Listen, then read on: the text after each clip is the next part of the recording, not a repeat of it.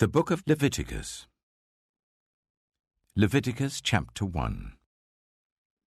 The Lord called to Moses and spoke to him from the tent of meeting. He said, "Speak to the Israelites and say to them, when anyone among you brings an offering to the Lord, bring as your offering an animal from either the herd or the flock. If the offering is a burnt offering from the herd, you are to offer a male without defect. You must present it at the entrance to the tent of meeting, so that it will be acceptable to the Lord. You are to lay your hand on the head of the burnt offering, and it will be accepted on your behalf to make atonement for you. You are to slaughter the young bull before the Lord, and then Aaron's sons, the priests, shall bring the blood and splash it against the sides of the altar at the entrance to the tent of meeting. You are to skin the burnt offering and cut it into pieces. The sons of Aaron the priest are to put fire on the altar and arrange wood on the fire.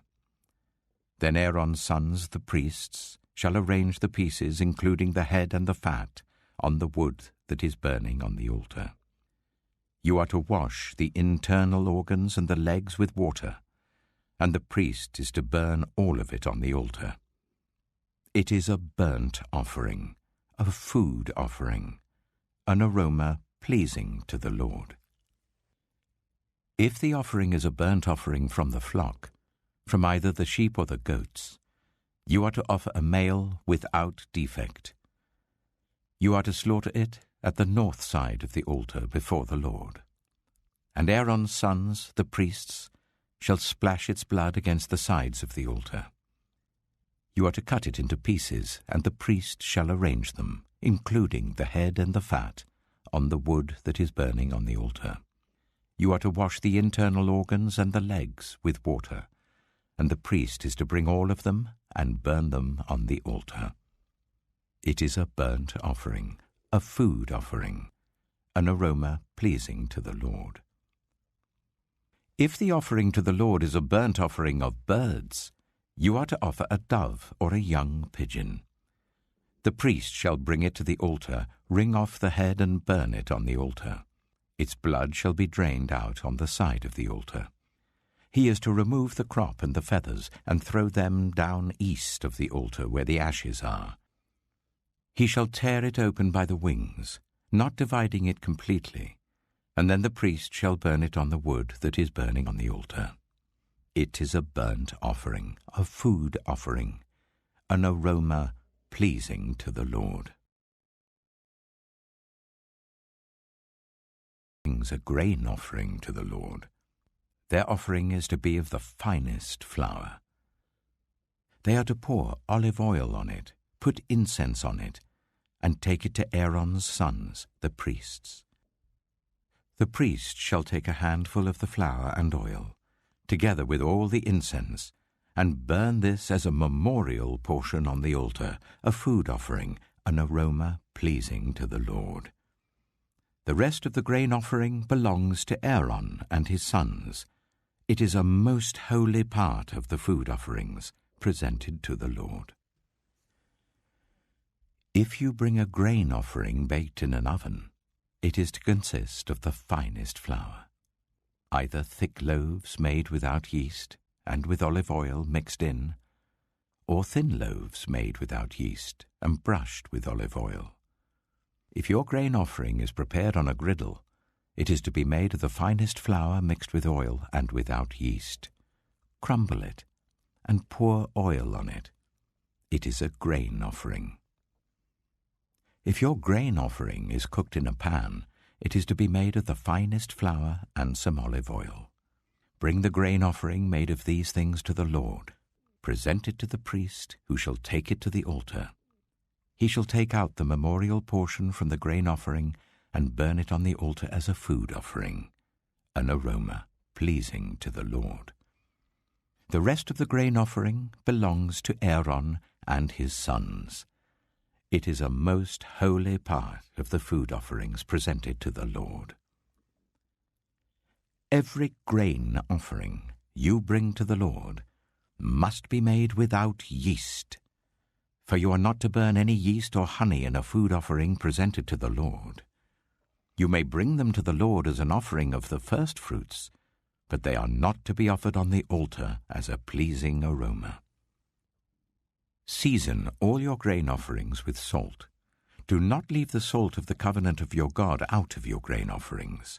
Add salt to all your offerings. If you bring a grain offering of first fruits to the Lord, offer crushed heads of new grain roasted in the fire. Put oil and incense on it. It is a grain offering. The priest shall burn the memorial portion of the crushed grain and the oil, together with all the incense, as a food offering presented to the Lord.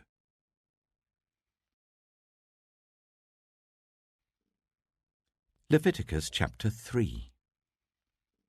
If your offering is a fellowship offering, and you offer an animal from the herd, whether male or female, you are to present before the Lord an animal without defect. You are to lay your hand on the head of your offering and slaughter it at the entrance to the tent of meeting. Then Aaron's sons, the priests, shall splash the blood against the sides of the altar. From the fellowship offering, you are to bring a food offering to the Lord, the internal organs and all the fat that is connected to them, both kidneys with the fat on them near the loins, and the long lobe of the liver, which you will remove with the kidneys. Then Aaron's sons are to burn it on the altar, on top of the burnt offering that is lying on the burning wood. It is a food offering, an aroma pleasing to the Lord. If you offer an animal from the flock as a fellowship offering to the Lord, you are to offer a male or female without defect. If you offer a lamb, you are to present it before the Lord. Lay your hand on its head and slaughter it in front of the tent of meeting. Then Aaron's sons shall splash its blood against the sides of the altar. From the fellowship offering, you are to bring a food offering to the Lord. Its fat, the entire fat tail cut off close to the backbone, the internal organs and all the fat that is connected to them, both kidneys with the fat on them near the loins, and the long lobe of the liver, which you will remove with the kidneys. The priest shall burn them on the altar as a food offering presented to the Lord. If your offering is a goat, you are to present it before the Lord.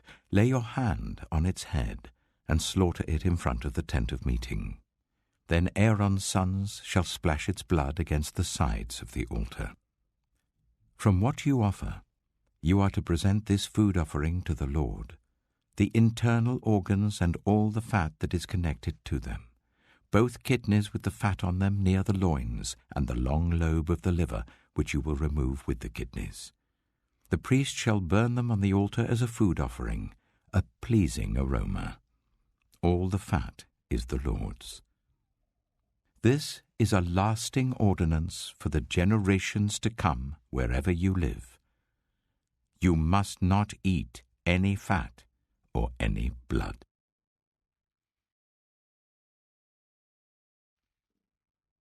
Leviticus chapter 4. The Lord said to Moses, "Say to the Israelites, when anyone sins unintentionally and does what is forbidden in any of the Lord's commands, if the anointed priest sins, bringing guilt on the people, he must bring to the Lord a young bull without defect as a sin offering for the sin he has committed. He is to present the bull at the entrance to the tent of meeting before the Lord. He is to lay his hand on its head and slaughter it there before the Lord. Then the anointed priest shall take some of the bull's blood and carry it to the tent of meeting. He is to dip his finger into the blood and sprinkle some of it 7 times before the Lord in front of the curtain of the sanctuary. The priest shall then put some of the blood on the horns of the altar of fragrant incense that is before the Lord in the tent of meeting. The rest of the bull's blood he shall pour out at the base of the altar of burnt offering at the entrance to the tent of meeting. He shall remove all the fat from the bull of the sin offering, all the fat that is connected to the internal organs, both kidneys with the fat on them near the loins, and the long lobe of the liver which he will remove with the kidneys, just as the fat is removed from the ox sacrificed as a fellowship offering. Then the priest shall burn them on the altar of burnt offering. But the hide of the bull and all its flesh, as well as the head and legs, the internal organs and the intestines, that is, all the rest of the bull, he must take outside the camp to a place ceremonially clean, where the ashes are thrown, and burn it there in a wood fire on the ash heap. If the whole Israelite community sins unintentionally, and does what is forbidden in any of the Lord's commands, even though the community is unaware of the matter, when they realize their guilt and the sin they committed becomes known, the assembly must bring a young bull as a sin offering and present it before the tent of meeting. The elders of the community are to lay their hands on the bull's head before the Lord, and the bull shall be slaughtered before the Lord.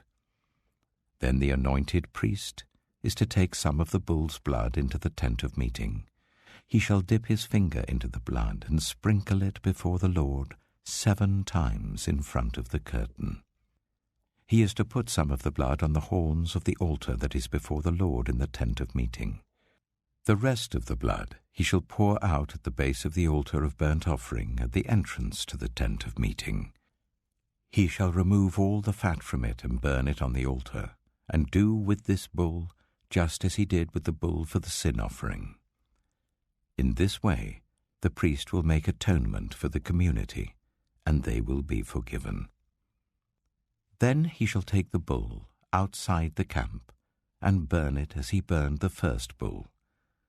This is the sin offering for the community. When a leader sins unintentionally and does what is forbidden in any of the commands of the Lord his God, when he realizes his guilt and the sin he has committed becomes known, he must bring as his offering a male goat without defect. He is to lay his hand on the goat's head and slaughter it at the place where the burnt offering is slaughtered before the Lord. It is a sin offering. Then the priest shall take some of the blood of the sin offering with his finger, and put it on the horns of the altar of burnt offering, and pour out the rest of the blood at the base of the altar. He shall burn all the fat on the altar as he burned the fat of the fellowship offering. In this way the priest will make atonement for the leader's sin, and he will be forgiven. If any member of the community sins unintentionally, and does what is forbidden in any of the Lord's commands, when they realize their guilt and the sin they have committed becomes known, they must bring as their offering for the sin they committed a female goat without defect. They are to lay their hand on the head of the sin offering and slaughter it at the place of the burnt offering. Then the priest is to take some of the blood with his finger and put it on the horns of the altar of burnt offering and pour out the rest of the blood at the base of the altar. They shall remove all the fat, just as the fat is removed from the fellowship offering, and the priest shall burn it on the altar as an aroma pleasing to the Lord. In this way the priest will make atonement for them, and they will be forgiven. If someone brings a lamb as their sin offering, they are to bring a female without defect. They are to lay their hand on its head and slaughter it for a sin offering at the place where the burnt offering is slaughtered. Then the priest shall take some of the blood of the sin offering with his finger and put it on the horns of the altar of burnt offering and pour out the rest of the blood at the base of the altar. They shall remove all the fat, just as the fat is removed from the lamb of the fellowship offering, and the priest shall burn it on the altar, on top of the food offerings presented to the Lord. In this way the priest will make atonement for them for the sin they have committed, and they will be forgiven.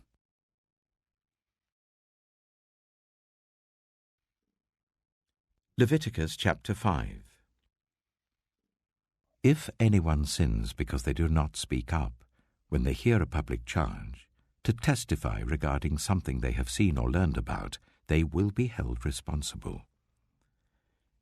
If anyone becomes aware that they are guilty, if they unwittingly touch anything ceremonially unclean, whether the carcass of an unclean animal, wild or domestic, or of any unclean creature that moves along the ground, and they are unaware that they have become unclean, but then they come to realize their guilt, or if they touch human uncleanness, anything that would make them unclean, even though they are unaware of it, but then they learn of it and realize their guilt.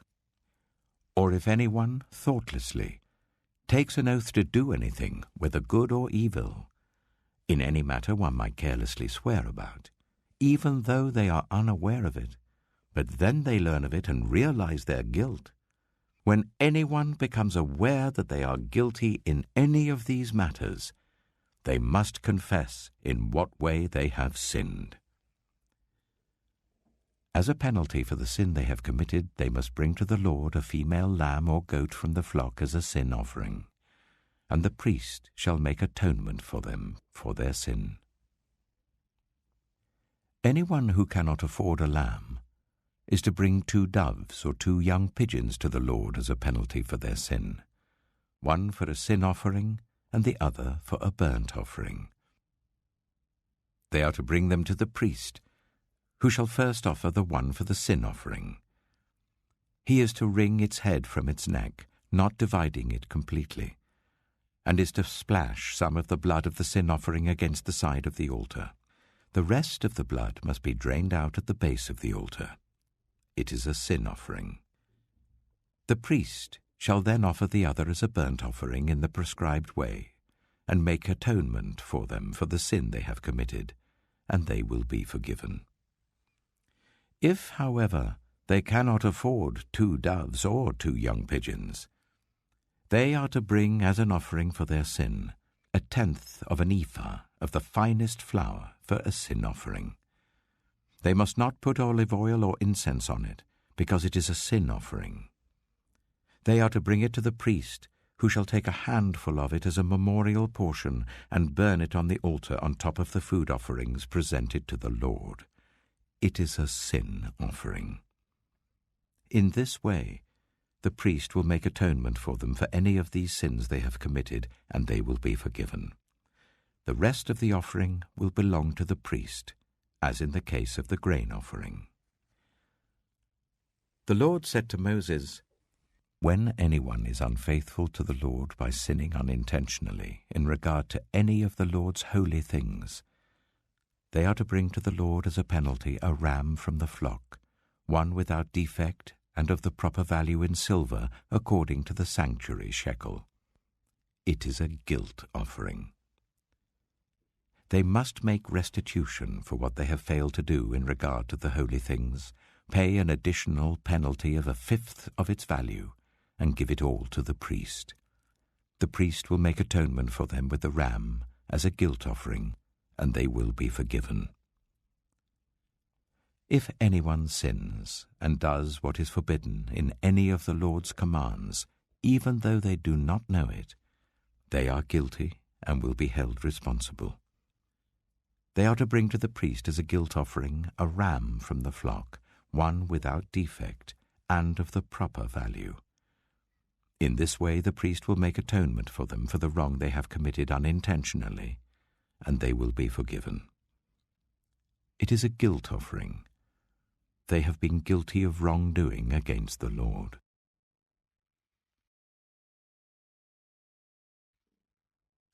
Leviticus chapter 6. The Lord said to Moses, "If anyone sins and is unfaithful to the Lord by deceiving a neighbor about something entrusted to them or left in their care, or about something stolen, or if they cheat their neighbor, or if they find lost property and lie about it, or if they swear falsely about any such sin that people may commit, when they sin in any of these ways and realize their guilt, they must return what they have stolen or taken by extortion, or what was entrusted to them, or the lost property they found, or whatever it was they swore falsely about. They must make restitution in full, add a fifth of the value to it and give it all to the owner on the day they present their guilt offering. And as a penalty, they must bring to the priest, that is, to the Lord, their guilt offering. A ram from the flock, one without defect and of the proper value. In this way the priest will make atonement for them before the Lord, and they will be forgiven for any of the things they did that made them guilty. The Lord said to Moses, "Give Aaron and his sons this command.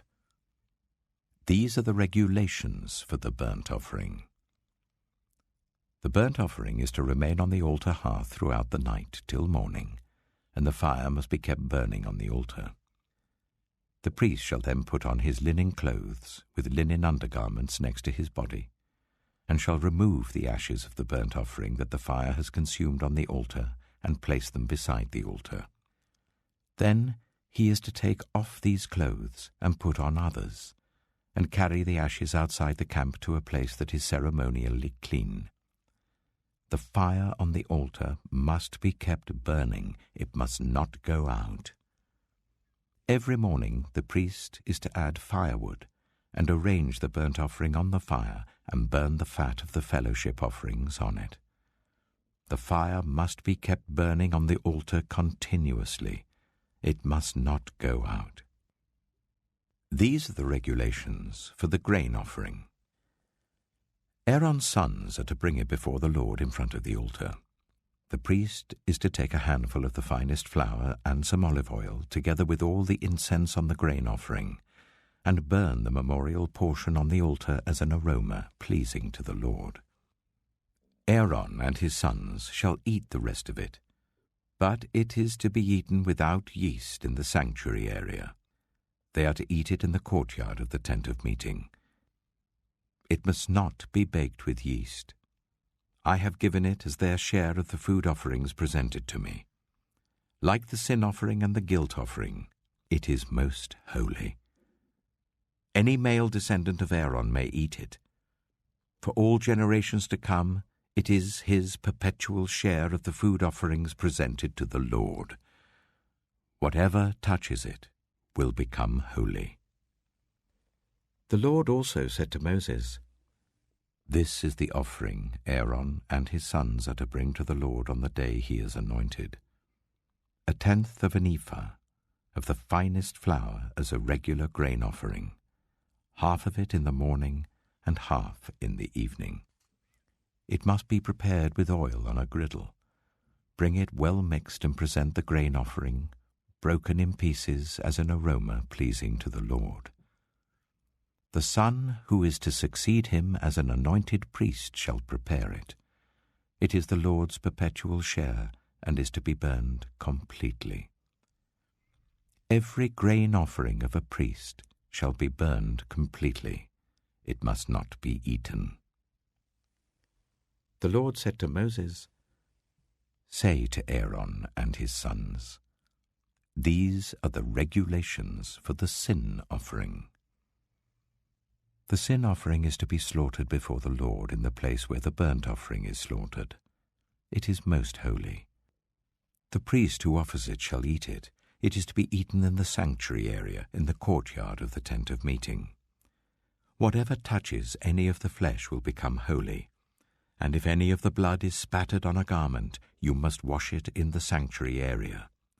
The clay pot that the meat is cooked in must be broken, but if it is cooked in a bronze pot, the pot is to be scoured and rinsed with water. Any male in a priest's family may eat it. It is most holy. But any sin offering whose blood is brought into the tent of meeting to make atonement in the holy place must not be eaten. It must be burned."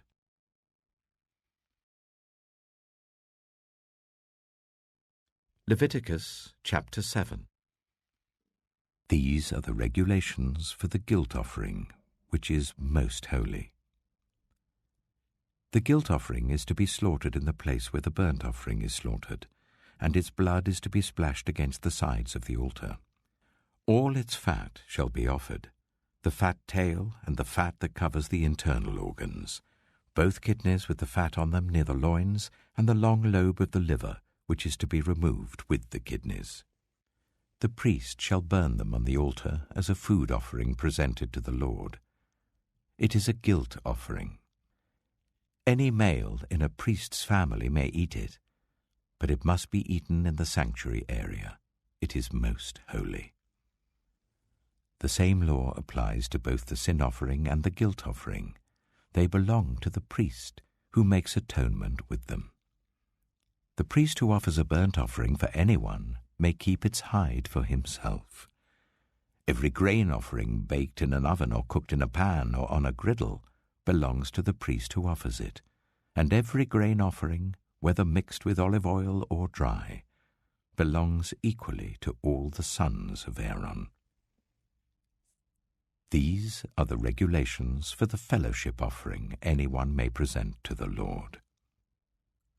If they offer it as an expression of thankfulness, then along with this thank offering, they are to offer thick loaves made without yeast and with olive oil mixed in, thin loaves made without yeast and brushed with oil, and thick loaves of the finest flour, well kneaded and with oil mixed in. Along with their fellowship offering of thanksgiving, they are to present an offering with thick loaves of bread made with yeast. They are to bring one of each kind as an offering, a contribution to the Lord. It belongs to the priest, who splashes the blood of the fellowship offering against the altar. The meat of their fellowship offering of thanksgiving must be eaten on the day it is offered. They must leave none of it till morning. If, however, their offering is the result of a vow, or is a free will offering, the sacrifice shall be eaten on the day they offer it, but anything left over may be eaten on the next day. Any meat of the sacrifice left over till the third day must be burned. If any meat of the fellowship offering is eaten on the third day, the one who offered it will not be accepted. It will not be reckoned to their credit, for it has become impure. The person who eats any of it will be held responsible. Meat that touches anything ceremonially unclean must not be eaten. It must be burned. As for other meat, anyone ceremonially clean may eat it. But if anyone who is unclean eats any meat of the fellowship offering belonging to the Lord, they must be cut off from their people. Anyone who touches something unclean, whether human uncleanness or an unclean animal or an unclean creature that moves along the ground, and then eats any of the meat of the fellowship offering belonging to the Lord, must be cut off from their people. The Lord said to Moses, "Say to the Israelites, do not eat any of the fat of cattle, sheep, or goats. The fat of an animal found dead or torn by wild animals may be used for any other purpose, but you must not eat it. Anyone who eats the fat of an animal from which a food offering may be presented to the Lord must be cut off from their people. And wherever you live, you must not eat the blood of any bird or animal. Anyone who eats blood must be cut off from their people." The Lord said to Moses, "Say to the Israelites, anyone who brings a fellowship offering to the Lord is to bring part of it as their sacrifice to the Lord. With their own hands they are to present the food offering to the Lord. They are to bring the fat together with the breast, and wave the breast before the Lord as a wave offering. The priest shall burn the fat on the altar, but the breast belongs to Aaron and his sons. You are to give the right thigh of your fellowship offerings to the priest as a contribution. The son of Aaron, who offers the blood and the fat of the fellowship offering, shall have the right thigh as his share. From the fellowship offerings of the Israelites, I have taken the breast that is waved and the thigh that is presented, and have given them to Aaron the priest and his sons as their perpetual share from the Israelites. This is the portion of the food offerings presented to the Lord that were allotted to Aaron and his sons on the day they were presented to serve the Lord as priests. On the day they were anointed, the Lord commanded that the Israelites give this to them as their perpetual share for the generations to come. These, then, are the regulations for the burnt offering, the grain offering, the sin offering, the guilt offering, the ordination offering, and the fellowship offering, which the Lord gave Moses at Mount Sinai, in the desert of Sinai, on the day he commanded the Israelites to bring their offerings to the Lord.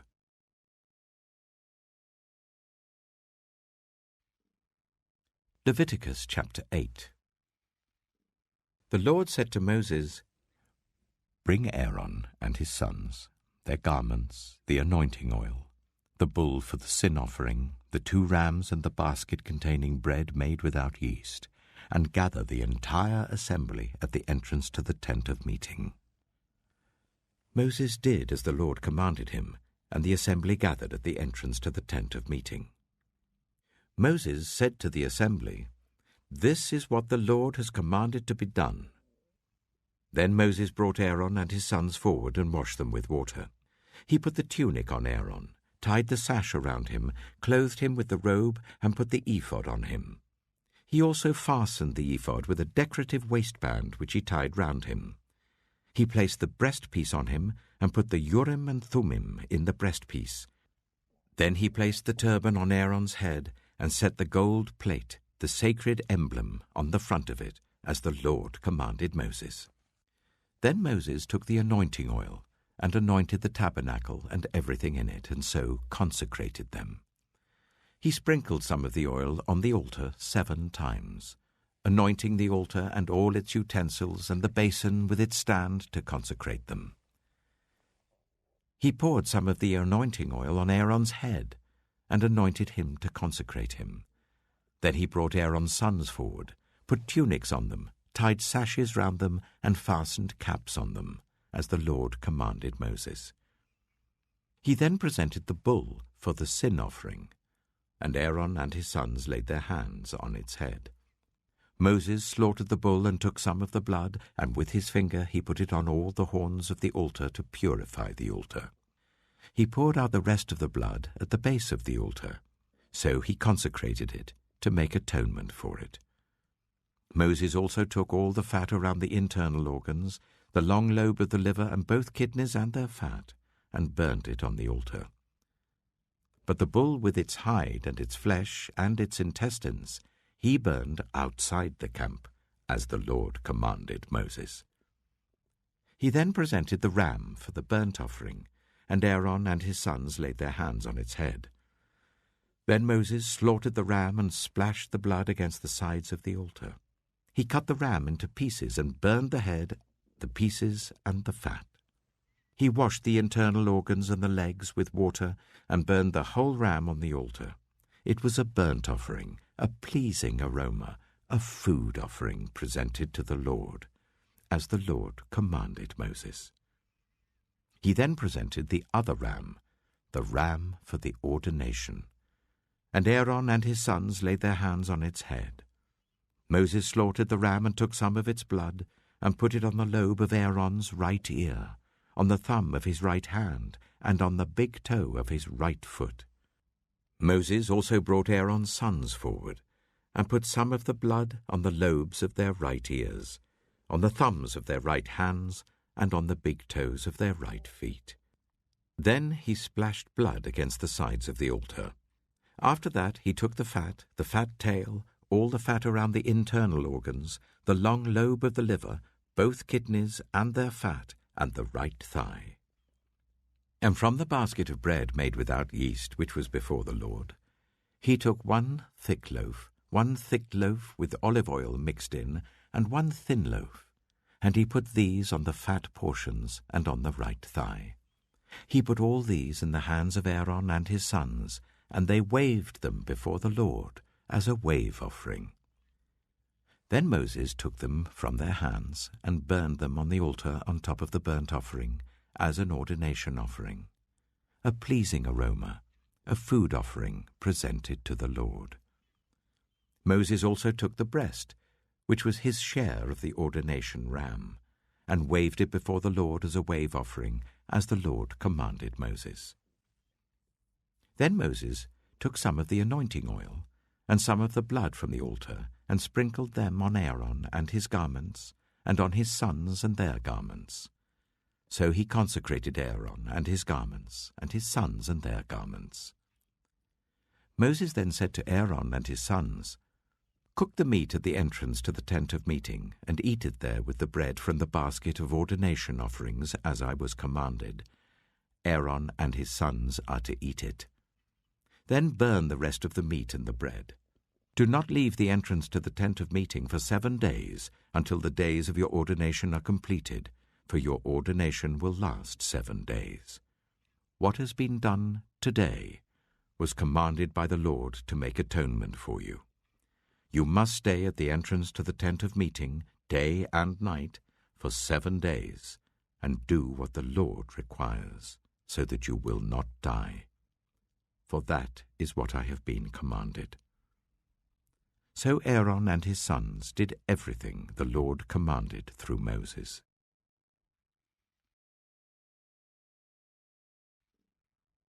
Leviticus chapter 9. On the 8th day, Moses summoned Aaron and his sons and the elders of Israel. He said to Aaron, "Take a bull calf for your sin offering and a ram for your burnt offering, both without defect, and present them before the Lord. Then say to the Israelites, 'Take a male goat for a sin offering, a calf and a lamb, both a year old and without defect, for a burnt offering, and an ox and a ram for a fellowship offering to sacrifice before the Lord, together with a grain offering mixed with olive oil. For today the Lord will appear to you.'" They took the things Moses commanded to the front of the tent of meeting, and the entire assembly came near and stood before the Lord. Then Moses said, "This is what the Lord has commanded you to do, so that the glory of the Lord may appear to you." Moses said to Aaron, "Come to the altar and sacrifice your sin offering and your burnt offering, and make atonement for yourself and the people. Sacrifice the offering that is for the people, and make atonement for them, as the Lord has commanded." So Aaron came to the altar and slaughtered the calf as a sin offering for himself. His sons brought the blood to him, and he dipped his finger into the blood and put it on the horns of the altar. The rest of the blood he poured out at the base of the altar. On the altar he burned the fat, the kidneys, and the long lobe of the liver from the sin offering, as the Lord commanded Moses. The flesh and the hide he burned outside the camp. Then he slaughtered the burnt offering. His sons handed him the blood, and he splashed it against the sides of the altar. They handed him the burnt offering, piece by piece, including the head, and he burned them on the altar. He washed the internal organs and the legs and burned them on top of the burnt offering on the altar. Aaron then brought the offering that was for the people. He took the goat for the people's sin offering, and slaughtered it and offered it for a sin offering, as he did with the first one. He brought the burnt offering and offered it in the prescribed way. He also brought the grain offering, took a handful of it and burned it on the altar in addition to the morning's burnt offering. He slaughtered the ox and the ram as the fellowship offering for the people. His sons handed him the blood, and he splashed it against the sides of the altar.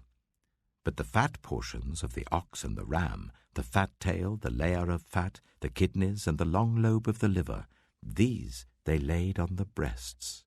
And then Aaron burned the fat on the altar. Aaron waved the breasts and the right thigh before the Lord as a wave offering, as Moses commanded. Then Aaron lifted his hands towards the people and blessed them. And having sacrificed the sin offering, the burnt offering, and the fellowship offering, he stepped down. Moses and Aaron then went into the tent of meeting. When they came out, they blessed the people, and the glory of the Lord appeared to all the people. Fire came out from the presence of the Lord and consumed the burnt offering and the fat portions on the altar. And when all the people saw it, they shouted for joy and fell face down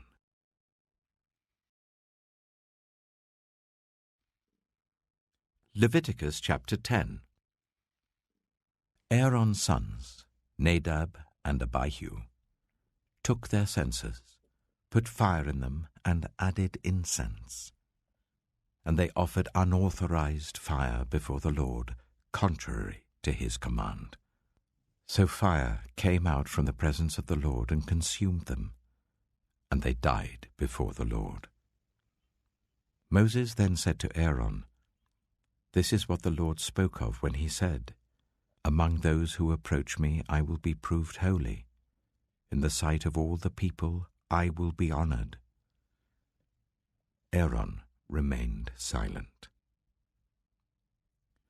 Moses summoned Mishael and Elzaphan, the sons of Aaron's uncle Uzziel, and said to them, "Come here, carry your cousins outside the camp, away from the front of the sanctuary."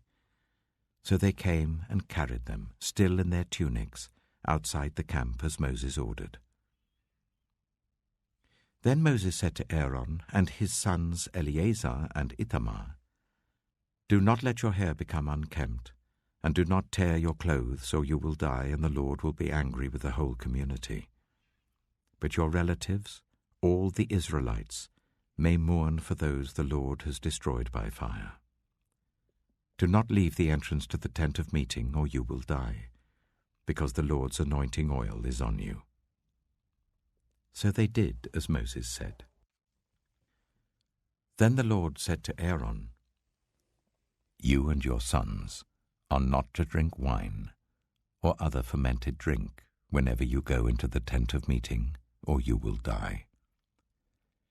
This is a lasting ordinance for the generations to come, so that you can distinguish between the holy and the common, between the unclean and the clean, and so you can teach the Israelites all the decrees the Lord has given them through Moses."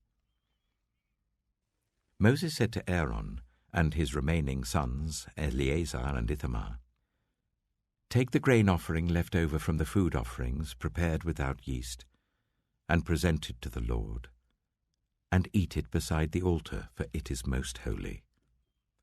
Eat it in the sanctuary area, because it is your share and your son's share of the food offerings presented to the Lord, for so I have been commanded. But you and your sons and your daughters may eat the breast that was waved and the thigh that was presented. Eat them in a ceremonially clean place. They have been given to you and your children as your share of the Israelites' fellowship offerings. The thigh that was presented and the breast that was waved must be brought with the fat portions of the food offerings, to be waved before the Lord as a wave offering. This will be the perpetual share for you and your children, as the Lord commanded." When Moses inquired about the goat of the sin offering and found that it had been burned, he was angry with Eleazar and Ithamar, Aaron's remaining sons, and asked, "Why didn't you eat the sin offering in the sanctuary area? It is most holy. It was given to you to take away the guilt of the community by making atonement for them before the Lord. Since its blood was not taken into the holy place, you should have eaten the goat in the sanctuary area, as I commanded." Aaron replied to Moses, "Today they sacrificed their sin offering and their burnt offering before the Lord. But such things as this have happened to me. Would the Lord have been pleased if I had eaten the sin offering today?" When Moses heard this, he was satisfied.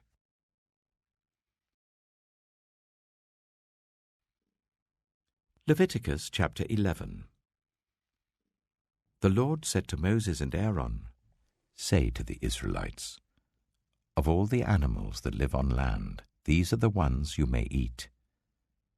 You may eat any animal that has a divided hoof and that chews the cud. There are some that only chew the cud or only have a divided hoof, but you must not eat them. The camel, though it chews the cud, does not have a divided hoof.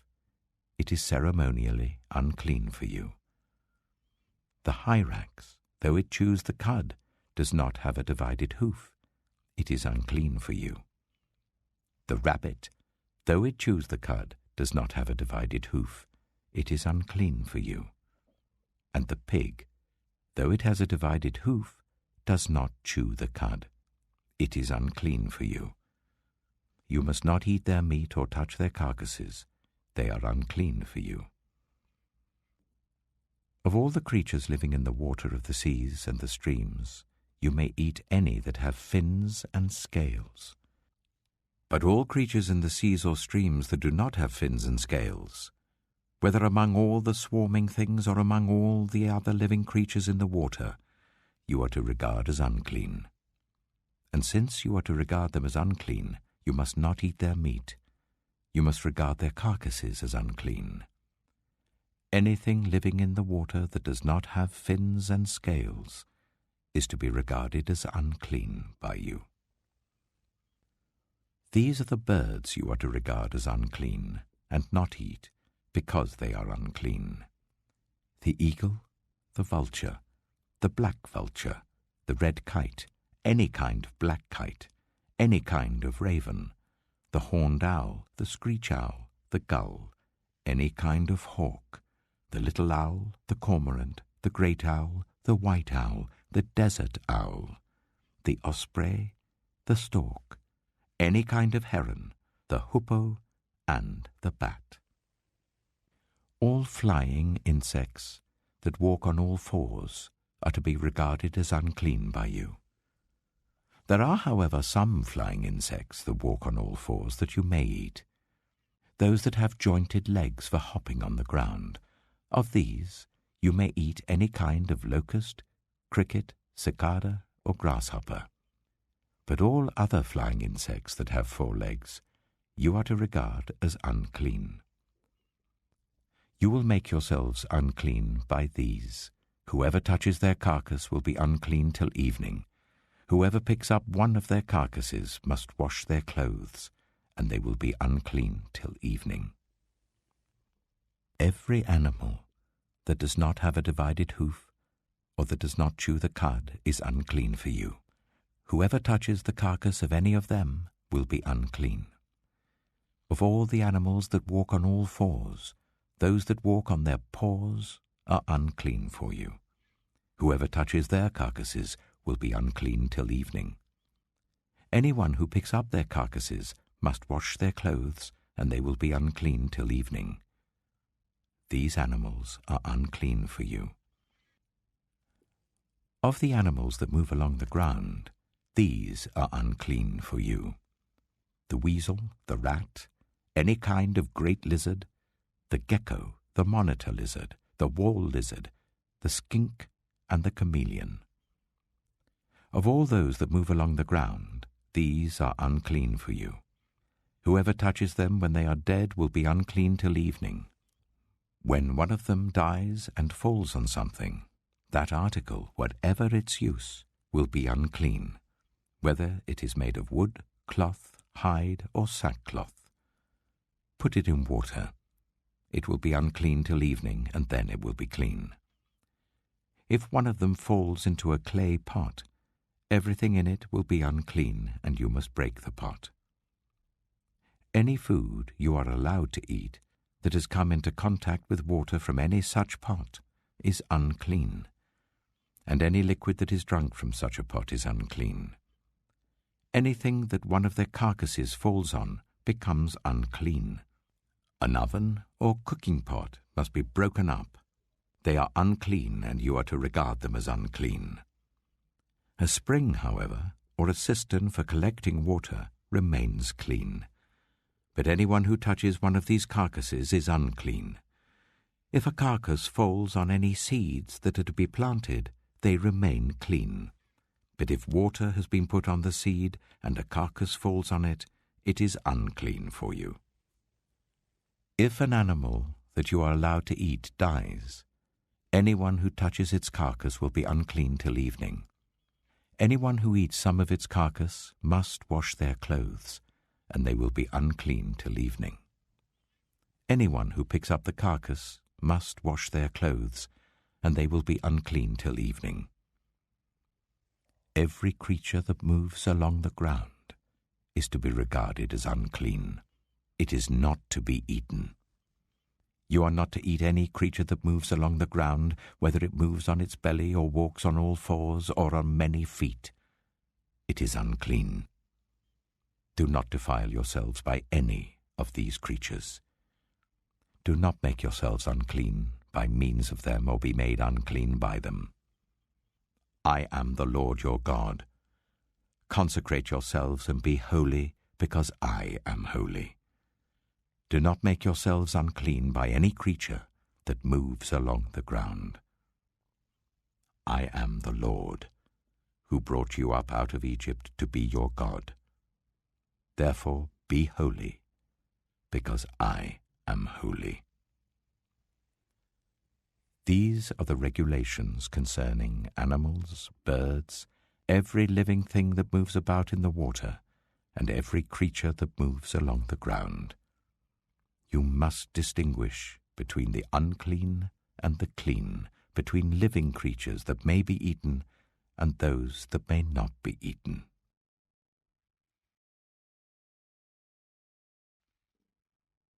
Leviticus chapter 12. The Lord said to Moses, "Say to the Israelites, a woman who becomes pregnant and gives birth to a son will be ceremonially unclean for 7 days, just as she is unclean during her monthly period. On the 8th day, the boy is to be circumcised. Then the woman must wait 33 days to be purified from her bleeding. She must not touch anything sacred or go to the sanctuary until the days of her purification are over. If she gives birth to a daughter, for 2 weeks the woman will be unclean as during her period. Then she must wait 66 days to be purified from her bleeding.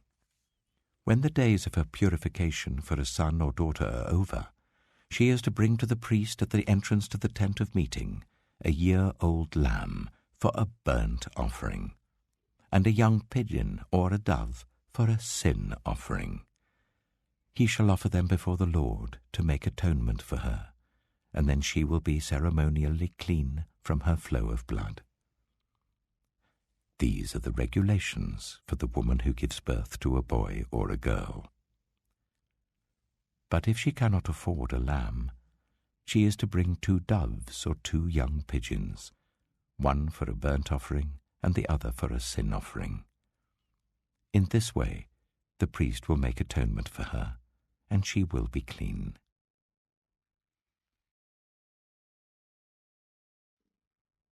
Leviticus chapter 13. The Lord said to Moses and Aaron, "When anyone has a swelling or a rash or a shiny spot on their skin that may be a defiling skin disease, they must be brought to Aaron the priest or to one of his sons who is a priest. The priest is to examine the sore on the skin, and if the hair in the sore has turned white, and the sore appears to be more than skin deep, it is a defiling skin disease. When the priest examines that person, he shall pronounce them ceremonially unclean. If the shiny spot on the skin is white but does not appear to be more than skin deep, and the hair in it has not turned white, the priest is to isolate the affected person for 7 days. On the 7th day, the priest is to examine them. And if he sees that the sore is unchanged and has not spread in the skin, he is to isolate them for another 7 days. On the 7th day, the priest is to examine them again. And if the sore has faded and has not spread in the skin, the priest shall pronounce them clean. It is only a rash. They must wash their clothes, and they will be clean. But if the rash does spread in their skin after they have shown themselves to the priest to be pronounced clean, they must appear before the priest again. The priest is to examine that person, and if the rash has spread in the skin, he shall pronounce them unclean. It is a defiling skin disease. When anyone has a defiling skin disease, they must be brought to the priest. The priest is to examine them, and if there is a white swelling in the skin that has turned the hair white, and if there is raw flesh in the swelling, it is a chronic skin disease, and the priest shall pronounce them unclean. he is not to isolate them, because they are already unclean. If the disease breaks out all over their skin, and so far as the priest can see, it covers all the skin of the affected person from head to foot, the priest is to examine them. And if the disease has covered their whole body, he shall pronounce them clean. Since it has all turned white, they are clean. But whenever raw flesh appears on them, they will be unclean. When the priest sees the raw flesh, he shall pronounce them unclean. The raw flesh is unclean. They have a defiling disease. If the raw flesh changes and turns white, they must go to the priest. The priest is to examine them, and if the sores have turned white, the priest shall pronounce the affected person clean. Then they will be clean. When someone has a boil on their skin and it heals, and in the place where the boil was a white swelling or reddish white spot appears, they must present themselves to the priest. The priest is to examine it, and if it appears to be more than skin deep and the hair in it has turned white, the priest shall pronounce that person unclean. It is a defiling skin disease that has broken out where the boil was. But if, when the priest examines it, there is no white hair in it, and it is not more than skin deep and has faded, then the priest is to isolate them for 7 days. If it is spreading in the skin, the priest shall pronounce them unclean. It is a defiling disease. But if the spot is unchanged and has not spread, it is only a scar from the boil, and the priest shall pronounce them clean. When someone has a burn on their skin, and a reddish white or white spot appears in the raw flesh of the burn, the priest is to examine the spot, and if the hair in it has turned white, and it appears to be more than skin deep, it is a defiling disease that has broken out in the burn. The priest shall pronounce them unclean. It is a defiling skin disease. But if the priest examines it, and there is no white hair in the spot, and if it is not more than skin deep and has faded, then the priest is to isolate them for 7 days. On the 7th day, the priest is to examine that person. And if it is spreading in the skin, the priest shall pronounce them unclean. It is a defiling skin disease. If, however, the spot is unchanged, and has not spread in the skin but has faded, it is a swelling from the burn, and the priest shall pronounce them clean. It is only a scar from the burn. If a man or woman has a sore on their head or chin, the priest is to examine the sore, and if it appears to be more than skin deep and the hair in it is yellow and thin, the priest shall pronounce them unclean. It is a defiling skin disease on the head or chin. But if, when the priest examines the sore, it does not seem to be more than skin deep and there is no black hair in it, then the priest is to isolate the affected person for 7 days. On the 7th day, the priest is to examine the sore, and if it has not spread and there is no yellow hair in it, and it does not appear to be more than skin deep, then the man or woman must shave themselves, except for the affected area, and the priest is to keep them isolated another 7 days. On the 7th day, the priest is to examine the sore, and if it has not spread in the skin and appears to be no more than skin deep, the priest shall pronounce them clean. They must wash their clothes, and they will be clean. But if the sore does spread in the skin after they are pronounced clean, the priest is to examine them, and if he finds that the sore has spread in the skin, he does not need to look for yellow hair. They are unclean. If, however, the sore is unchanged so far as the priest can see, and if black hair has grown in it, the affected person is healed. They are clean, and the priest shall pronounce them clean. When a man or woman has white spots on the skin, the priest is to examine them, and if the spots are dull white, it is a harmless rash that has broken out on the skin. They are clean. A man who has lost his hair and is bald is clean. If he has lost his hair from the front of his scalp and has a bald forehead, he is clean. But if he has a reddish-white sore on his bald head or forehead, it is a defiling disease breaking out on his head or forehead.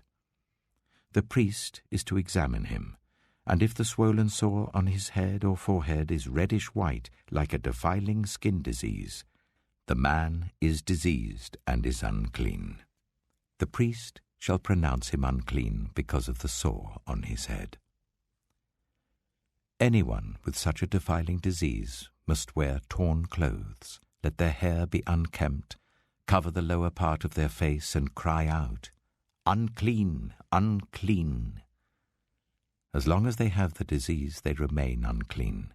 They must live alone. They must live outside the camp. As for any fabric that is spoiled with a defiling mold, any woolen or linen clothing, any woven or knitted material of linen or wool, any leather or anything made of leather, if the affected area in the fabric, the leather, the woven or knitted material, or any leather article is greenish or reddish, it is a defiling mold and must be shown to the priest. The priest is to examine the affected area and isolate the article for 7 days.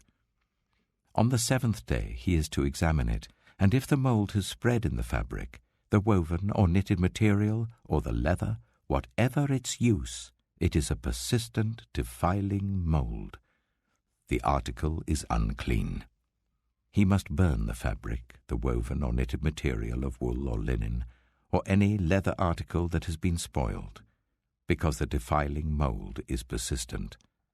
The article must be burned.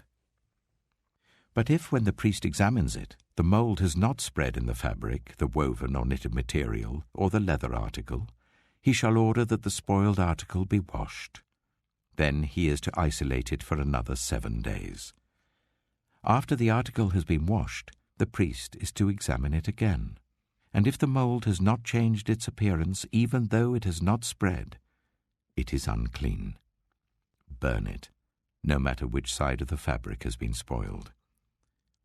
If, when the priest examines it, the mold has faded after the article has been washed, he is to tear the spoiled part out of the fabric, the leather, or the woven or knitted material. But if it reappears in the fabric, in the woven or knitted material, or in the leather article, it is a spreading mold. Whatever has the mold must be burned. Any fabric, woven or knitted material, or any leather article that has been washed and is rid of the mold, must be washed again. Then it will be clean. These are the regulations concerning defiling molds in woolen or linen clothing, woven or knitted material, or any leather article, for pronouncing them clean or unclean.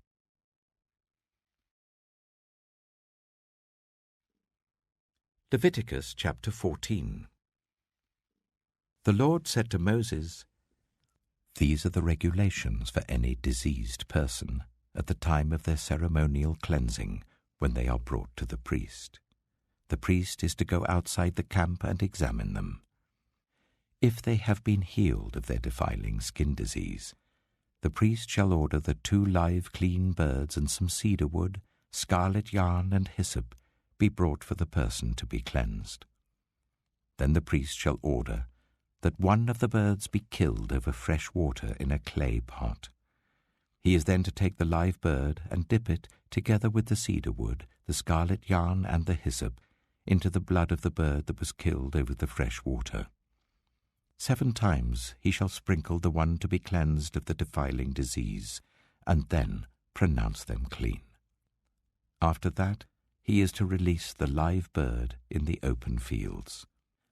The person to be cleansed must wash their clothes, shave off all their hair, and bathe with water. Then they will be ceremonially clean. After this they may come into the camp, but they must stay outside their tent for 7 days. On the 7th day they must shave off all their hair. They must shave their head, their beard, their eyebrows, and the rest of their hair. They must wash their clothes and bathe themselves with water, and they will be clean. On the 8th day they must bring 2 male lambs and 1 ewe lamb, a year old, each without defect, along with 3/10 of an ephah of the finest flour mixed with olive oil for a grain offering, and 1 log of oil. The priest who pronounces them clean shall present both the one to be cleansed and their offerings before the Lord at the entrance to the tent of meeting. Then the priest is to take 1 of the male lambs and offer it as a guilt offering, along with a log of oil. He shall wave them before the Lord as a wave offering. He is to slaughter the lamb in the sanctuary area where the sin offering and the burnt offering are slaughtered. Like the sin offering, the guilt offering belongs to the priest. It is most holy. The priest is to take some of the blood of the guilt offering and put it on the lobe of the right ear of the one to be cleansed, on the thumb of their right hand, and on the big toe of their right foot.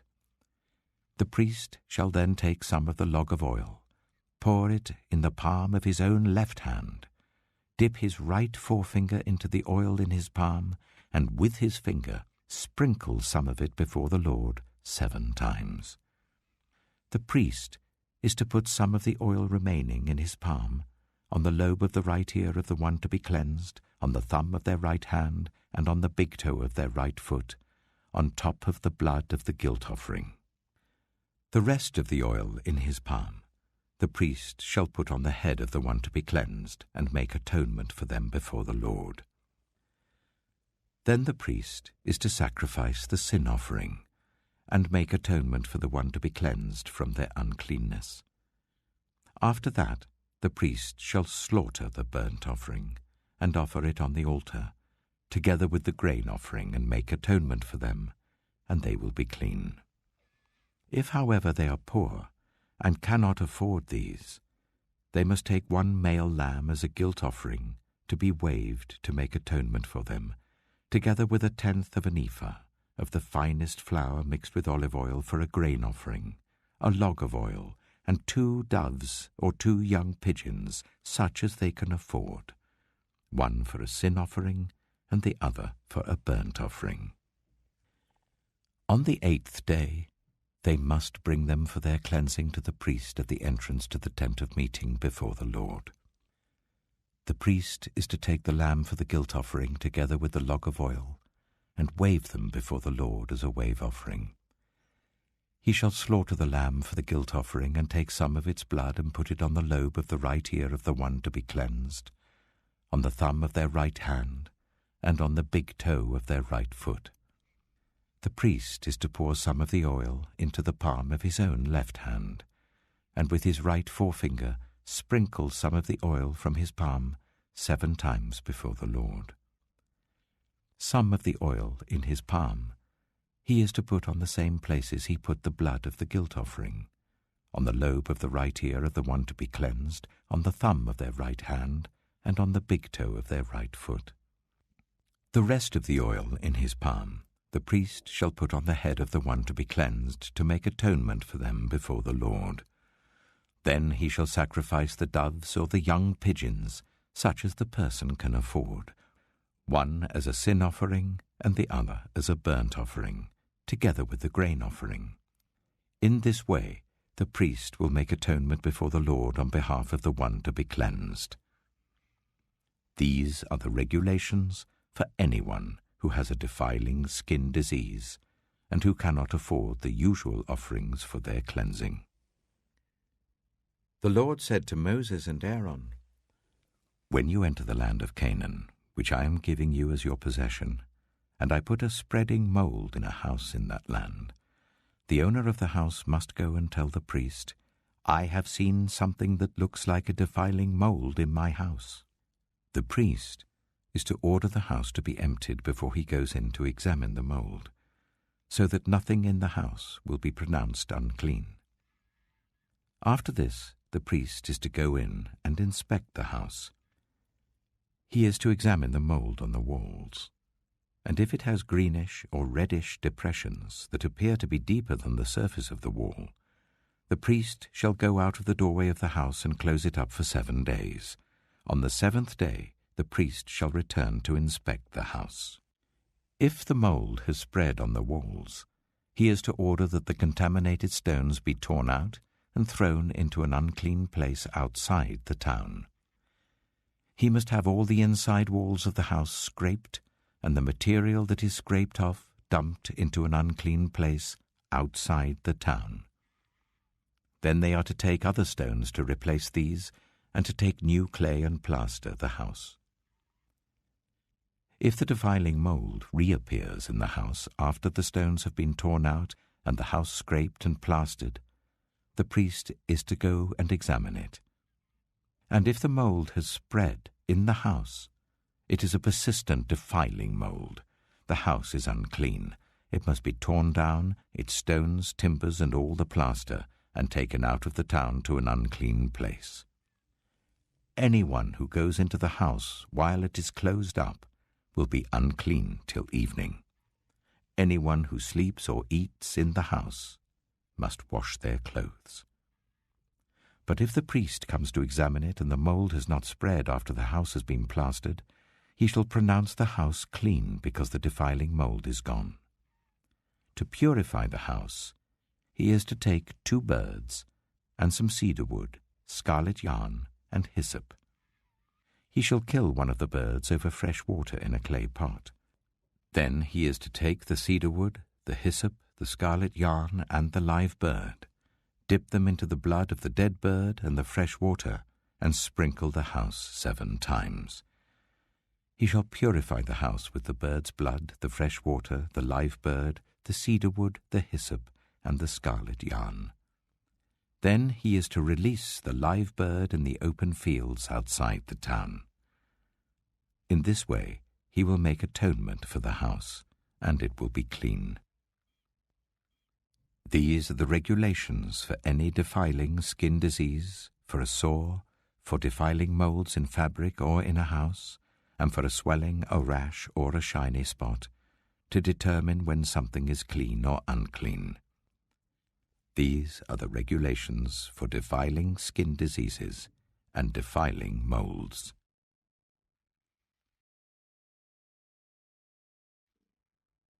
Leviticus chapter 15.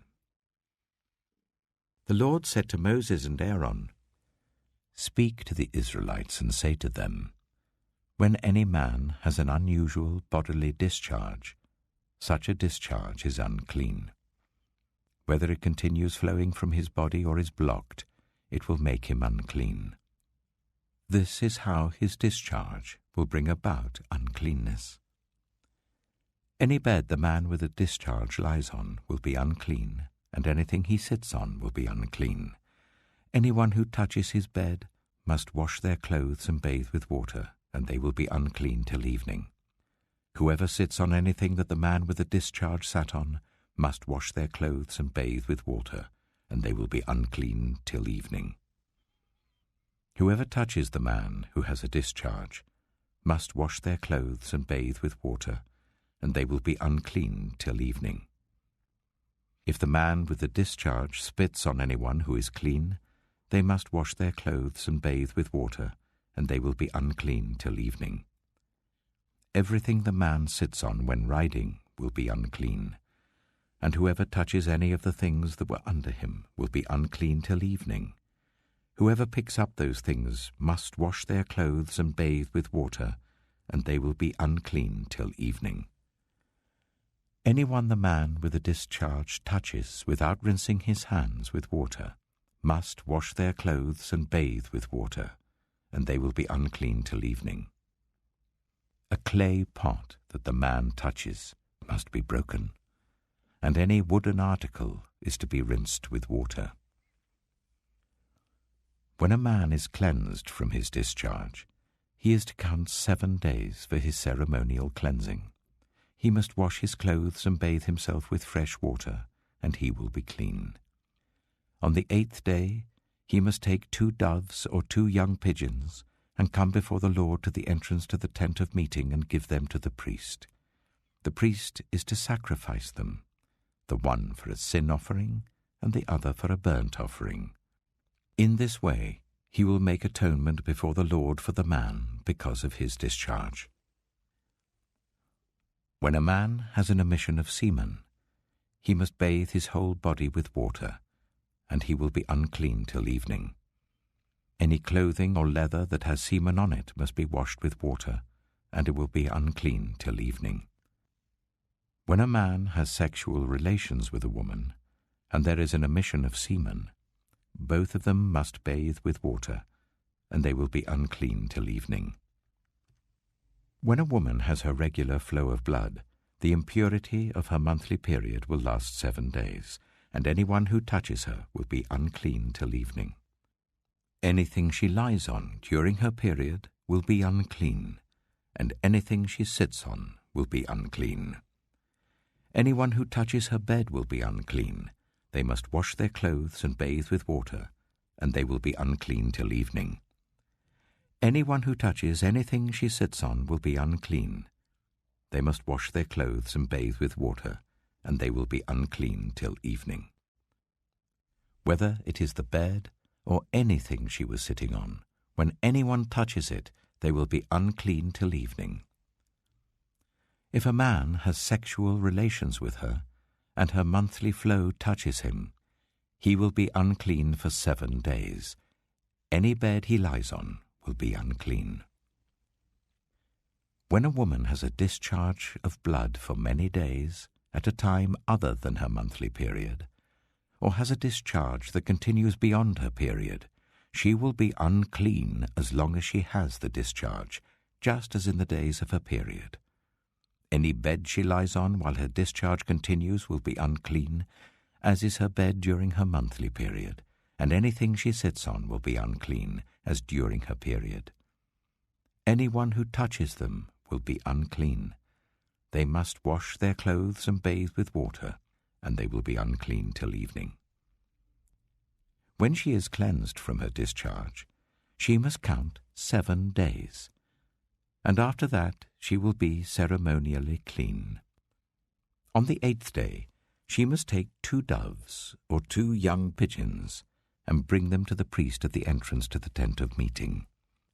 The priest is to sacrifice one for a sin offering and the other for a burnt offering. In this way, he will make atonement for her before the Lord for the uncleanness of her discharge. You must keep the Israelites separate from things that make them unclean, so they will not die in their uncleanness for defiling my dwelling place which is among them. These are the regulations for a man with a discharge, for anyone made unclean by an emission of semen, for a woman in her monthly period, for a man or woman with a discharge, and for a man who has sexual relations with a woman who is ceremonially unclean.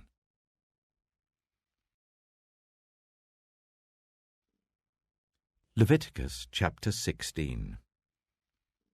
The Lord spoke to Moses after the death of the 2 sons of Aaron, who died when they approached the Lord. The Lord said to Moses, "Tell your brother Aaron that he is not to come whenever he chooses into the most holy place behind the curtain in front of the atonement cover on the ark, or else he will die. For I will appear in the cloud over the atonement cover." This is how Aaron is to enter the most holy place. He must first bring a young bull for a sin offering and a ram for a burnt offering. He is to put on the sacred linen tunic with linen undergarments next to his body. He is to tie the linen sash round him and put on the linen turban. These are sacred garments, so he must bathe himself with water before he puts them on. From the Israelite community, he is to take 2 male goats for a sin offering and a ram for a burnt offering. Aaron is to offer the bull for his own sin offering, to make atonement for himself and his household. Then he is to take the 2 goats and present them before the Lord at the entrance to the tent of meeting. He is to cast lots for the 2 goats, 1 lot for the Lord, the other for the scapegoat. Aaron shall bring the goat whose lot falls to the Lord and sacrifice it for a sin offering. But the goat chosen by lot as the scapegoat shall be presented alive before the Lord, to be used for making atonement by sending it into the wilderness as a scapegoat. Aaron shall bring the bull for his own sin offering to make atonement for himself and his household, and he is to slaughter the bull for his own sin offering. He is to take a censer full of burning coals from the altar before the Lord, and 2 handfuls of finely ground fragrant incense, and take them behind the curtain. He is to put the incense on the fire before the Lord, and the smoke of the incense will conceal the atonement cover above the tablets of the covenant law, so that he will not die. He is to take some of the bull's blood and with his finger sprinkle it on the front of the atonement cover. Then he shall sprinkle some of it with his finger 7 times before the atonement cover. He shall then slaughter the goat for the sin offering for the people, and take its blood behind the curtain and do with it as he did with the bull's blood. He shall sprinkle it on the atonement cover and in front of it. In this way he will make atonement for the most holy place because of the uncleanness and rebellion of the Israelites, whatever their sins have been. He is to do the same for the tent of meeting, which is among them in the midst of their uncleanness. No one is to be in the tent of meeting from the time Aaron goes in to make atonement in the most holy place until he comes out, having made atonement for himself, his household, and the whole community of Israel. Then he shall come out to the altar that is before the Lord and make atonement for it. He shall take some of the bull's blood and some of the goat's blood and put it on all the horns of the altar. He shall sprinkle some of the blood on it with his finger 7 times to cleanse it and consecrate it from the uncleanness of the Israelites. When Aaron has finished making atonement for the most holy place, the tent of meeting and the altar, he shall bring forward the live goat. He is to lay both hands on the head of the live goat and confess over it all the wickedness and rebellion of the Israelites, all their sins, and put them on the goat's head. He shall send the goat away into the wilderness in the care of someone appointed for the task. The goat will carry on itself all their sins to a remote place, and the man shall release it in the wilderness. Then Aaron is to go into the tent of meeting and take off the linen garments he put on before he entered the most holy place, and he is to leave them there. He shall bathe himself with water in the sanctuary area and put on his ordinary garments. Then he shall come out and sacrifice the burnt offering for himself and the burnt offering for the people, to make atonement for himself and the people. He shall also burn the fat of the sin offering on the altar. The man who releases the goat as a scapegoat must wash his clothes and bathe himself with water. Afterwards he may come into the camp. The bull and the goat for the sin offerings, whose blood was brought into the most holy place to make atonement, must be taken outside the camp. Their hides, flesh, and intestines are to be burned. The man who burns them must wash his clothes and bathe himself with water. Afterwards he may come into the camp. This is to be a lasting ordinance for you.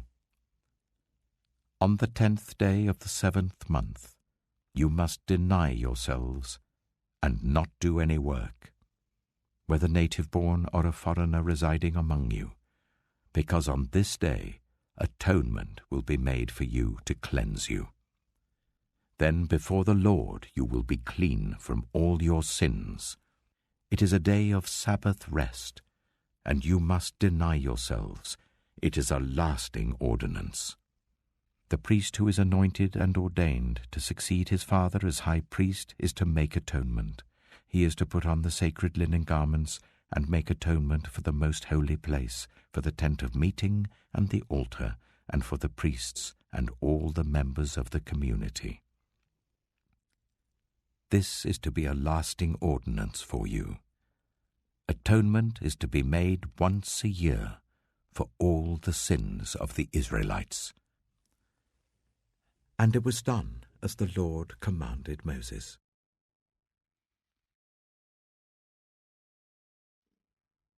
Leviticus chapter 17.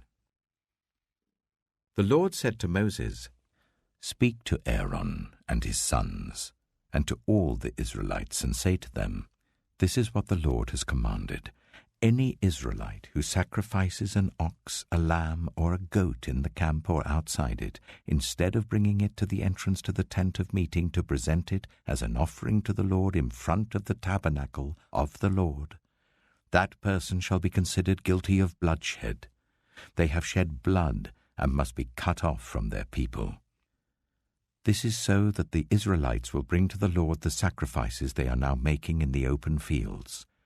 They must bring them to the priest, that is, to the Lord, at the entrance to the tent of meeting, and sacrifice them as fellowship offerings. The priest is to splash the blood against the altar of the Lord at the entrance to the tent of meeting, and burn the fat as an aroma pleasing to the Lord. They must no longer offer any of their sacrifices to the goat idols to whom they prostitute themselves. This is to be a lasting ordinance for them and for the generations to come.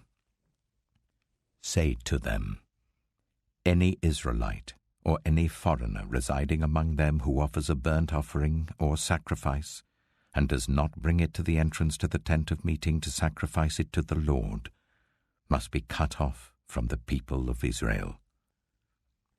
I will set my face against any Israelite or any foreigner residing among them who eats blood, and I will cut them off from the people.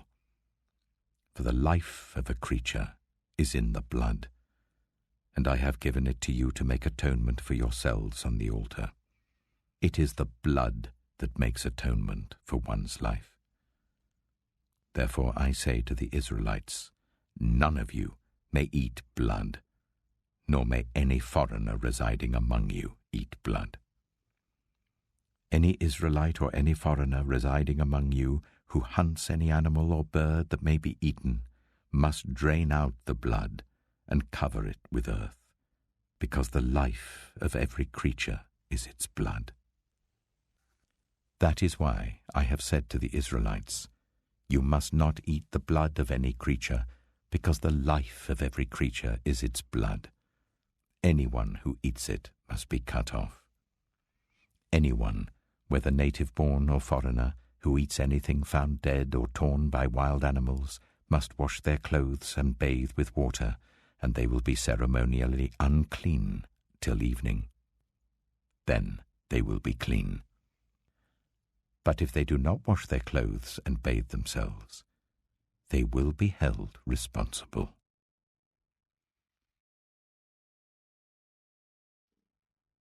Leviticus chapter 18.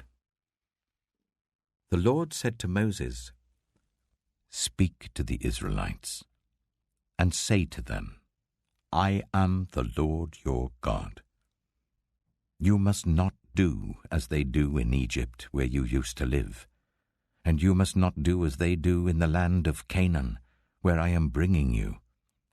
Do not follow their practices. You must obey my laws, and be careful to follow my decrees. I am the Lord your God. Keep my decrees and laws, for the person who obeys them will live by them. I am the Lord. No one is to approach any close relative to have sexual relations. I am the Lord. Do not dishonor your father by having sexual relations with your mother. She is your mother. Do not have relations with her. Do not have sexual relations with your father's wife. That would dishonor your father. Do not have sexual relations with your sister, either your father's daughter or your mother's daughter, whether she was born in the same home or elsewhere.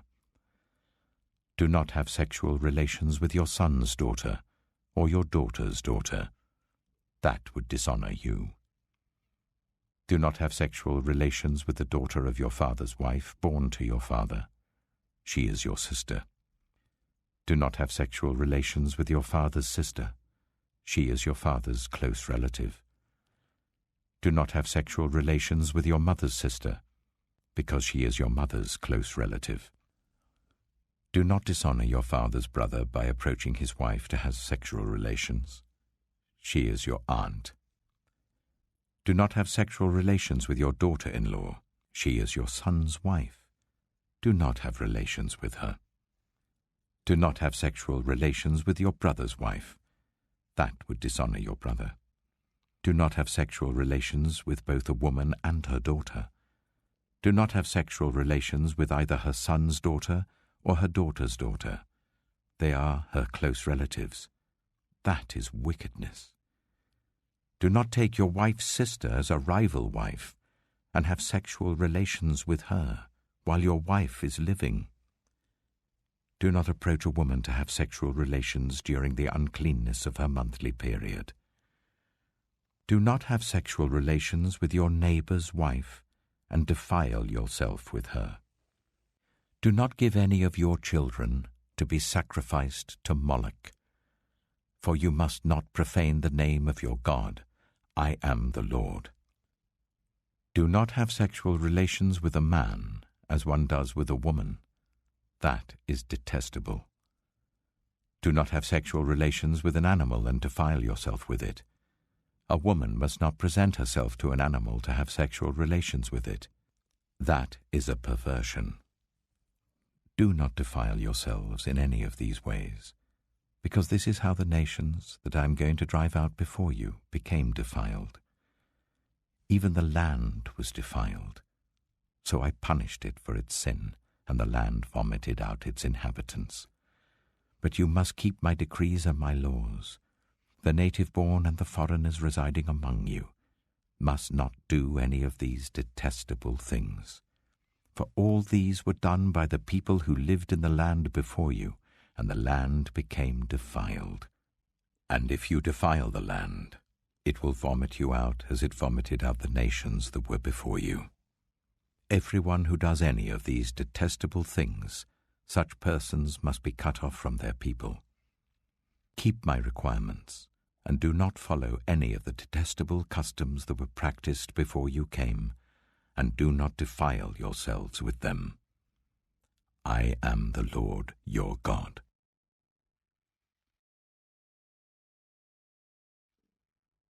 Leviticus chapter 19. The Lord said to Moses, "Speak to the entire assembly of Israel, and say to them, Be holy, because I, the Lord your God, am holy. Each of you must respect your mother and father, and you must observe my Sabbaths. I am the Lord your God. Do not turn to idols or make metal gods for yourselves. I am the Lord your God. When you sacrifice a fellowship offering to the Lord, sacrifice it in such a way that it will be accepted on your behalf. It shall be eaten on the day you sacrifice it or on the next day. Anything left over until the third day must be burned. If any of it is eaten on the third day, it is impure and will not be accepted. Whoever eats it will be held responsible because they have desecrated what is holy to the Lord. They must be cut off from their people. When you reap the harvest of your land, do not reap to the very edges of your field, or gather the gleanings of your harvest. Do not go over your vineyard a second time, or pick up the grapes that have fallen. Leave them for the poor and the foreigner. I am the Lord your God. Do not steal. Do not lie. Do not deceive one another. Do not swear falsely by my name and so profane the name of your God. I am the Lord. Do not defraud or rob your neighbor. Do not hold back the wages of a hired worker overnight. Do not curse the deaf or put a stumbling block in front of the blind, but fear your God. I am the Lord. Do not pervert justice. Do not show partiality to the poor or favoritism to the great, but judge your neighbor fairly. Do not go about spreading slander among your people. Do not do anything that endangers your neighbor's life. I am the Lord. Do not hate a fellow Israelite in your heart. Rebuke your neighbor frankly, so that you will not share in their guilt. Do not seek revenge or bear a grudge against anyone among your people, but love your neighbor as yourself. I am the Lord. Keep my decrees. Do not mate different kinds of animals. Do not plant your field with two kinds of seed. Do not wear clothing woven of two kinds of material. If a man sleeps with a female slave who is promised to another man, but who has not been ransomed or given her freedom, there must be due punishment. Yet they are not to be put to death because she had not been freed. The man, however, must bring a ram to the entrance to the tent of meeting for a guilt offering to the Lord. With the ram of the guilt offering, the priest is to make atonement for him before the Lord for the sin he has committed, and his sin will be forgiven. When you enter the land and plant any kind of fruit tree, regard its fruit as forbidden. For 3 years you are to consider it forbidden. It must not be eaten. In the 4th year, all its fruit will be holy, an offering of praise to the Lord. But in the 5th year, you may eat its fruit. In this way your harvest will be increased. I am the Lord your God. Do not eat any meat with the blood still in it. Do not practice divination or seek omens. Do not cut the hair at the sides of your head or clip off the edges of your beard. Do not cut your bodies for the dead or put tattoo marks on yourselves. I am the Lord. Do not degrade your daughter by making her a prostitute, or the land will turn to prostitution and be filled with wickedness. Observe my Sabbaths and have reverence for my sanctuary. I am the Lord. Do not turn to mediums or seek out spiritists, for you will be defiled by them. I am the Lord your God. Stand up in the presence of the aged. Show respect for the elderly and revere your God. I am the Lord. When a foreigner resides among you in your land, do not ill-treat them. The foreigner residing among you must be treated as your native-born. Love them as yourself, for you were foreigners in Egypt. I am the Lord your God. Do not use dishonest standards when measuring length, weight, or quantity. Use honest scales and honest weights, an honest ephah and an honest hin. I am the Lord your God who brought you out of Egypt. Keep all my decrees and all my laws and follow them. I am the Lord.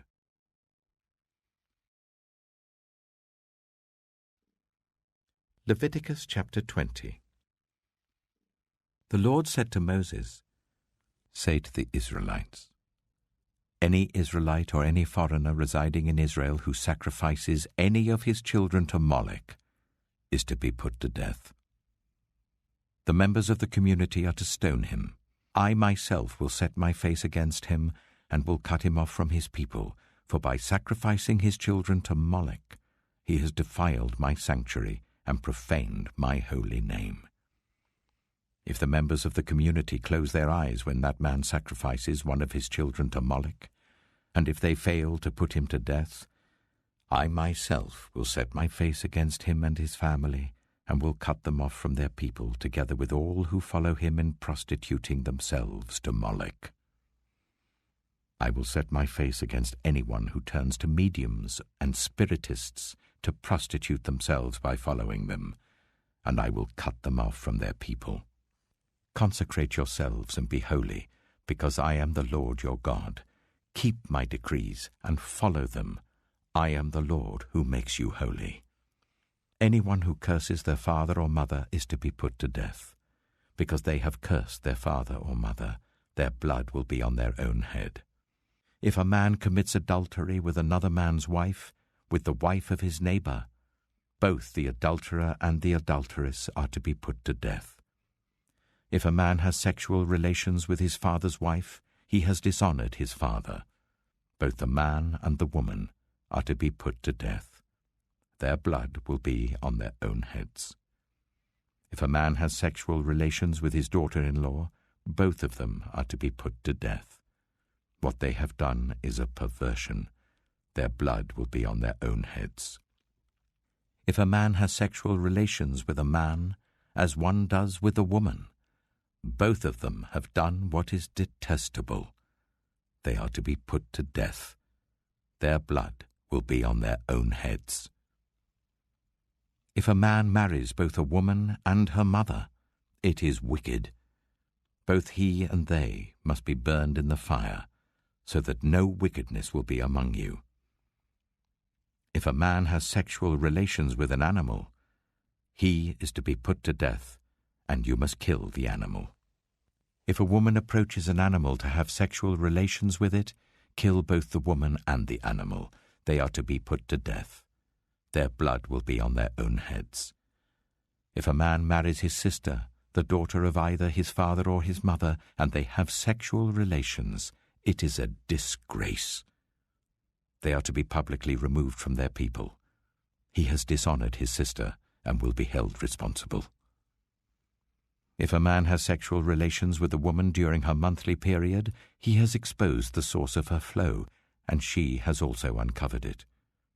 Both of them are to be cut off from their people. Do not have sexual relations with the sister of either your mother or your father, for that would dishonor a close relative. Both of you will be held responsible. If a man has sexual relations with his aunt, he has dishonored his uncle. They will be held responsible. They will die childless. If a man marries his brother's wife, it is an act of impurity. He has dishonored his brother. They will be childless. Keep all my decrees and laws and follow them, so that the land where I am bringing you to live may not vomit you out. You must not live according to the customs of the nations I am going to drive out before you.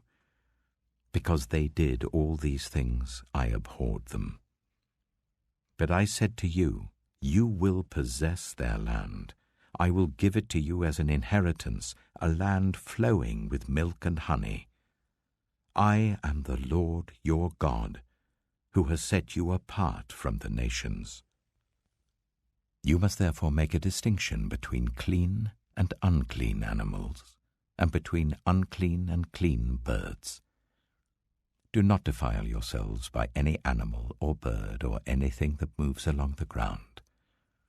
Those that I have set apart as unclean for you. You are to be holy to me because I, the Lord, am holy, and I have set you apart from the nations to be my own. A man or woman who is a medium or spiritist among you must be put to death. You are to stone them. Their blood will be on their own heads.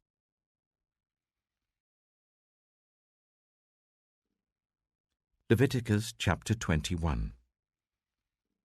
The Lord said to Moses, "Speak to the priests, the sons of Aaron, and say to them, a priest must not make himself ceremonially unclean for any of his people who die, except for a close relative, such as his mother or father, his son or daughter, his brother, or an unmarried sister who is dependent on him since she has no husband.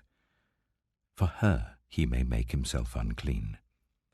He must not make himself unclean for people related to him by marriage, and so defile himself. Priests must not shave their heads, or shave off the edges of their beards, or cut their bodies.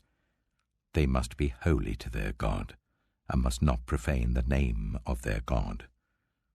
Because they present the food offerings to the Lord, the food of their God, they are to be holy. They must not marry women defiled by prostitution or divorced from their husbands, because priests are holy to their God. Regard them as holy, because they offer up the food of your God. Consider them holy, because I, the Lord, am holy, I who make you holy. If a priest's daughter defiles herself by becoming a prostitute, she disgraces her father. She must be burned in the fire. The high priest, The one among his brothers who has had the anointing oil poured on his head, and who has been ordained to wear the priestly garments, must not let his hair become unkempt or tear his clothes. He must not enter a place where there is a dead body.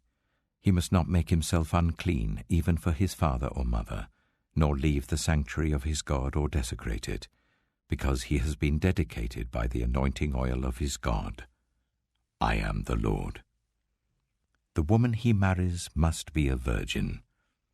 He must not marry a widow, a divorced woman, or a woman defiled by prostitution, but only a virgin from his own people, so that he will not defile his offspring among his people.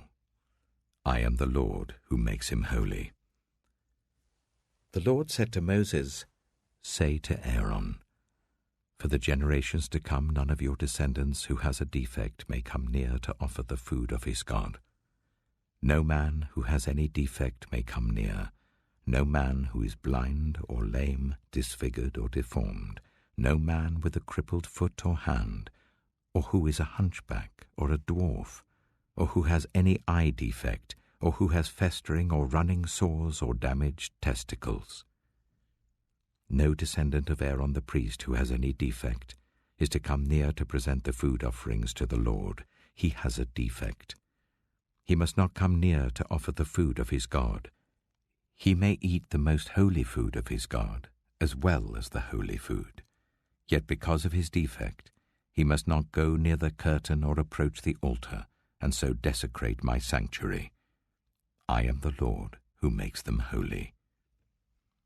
So Moses told this to Aaron and his sons and to all the Israelites.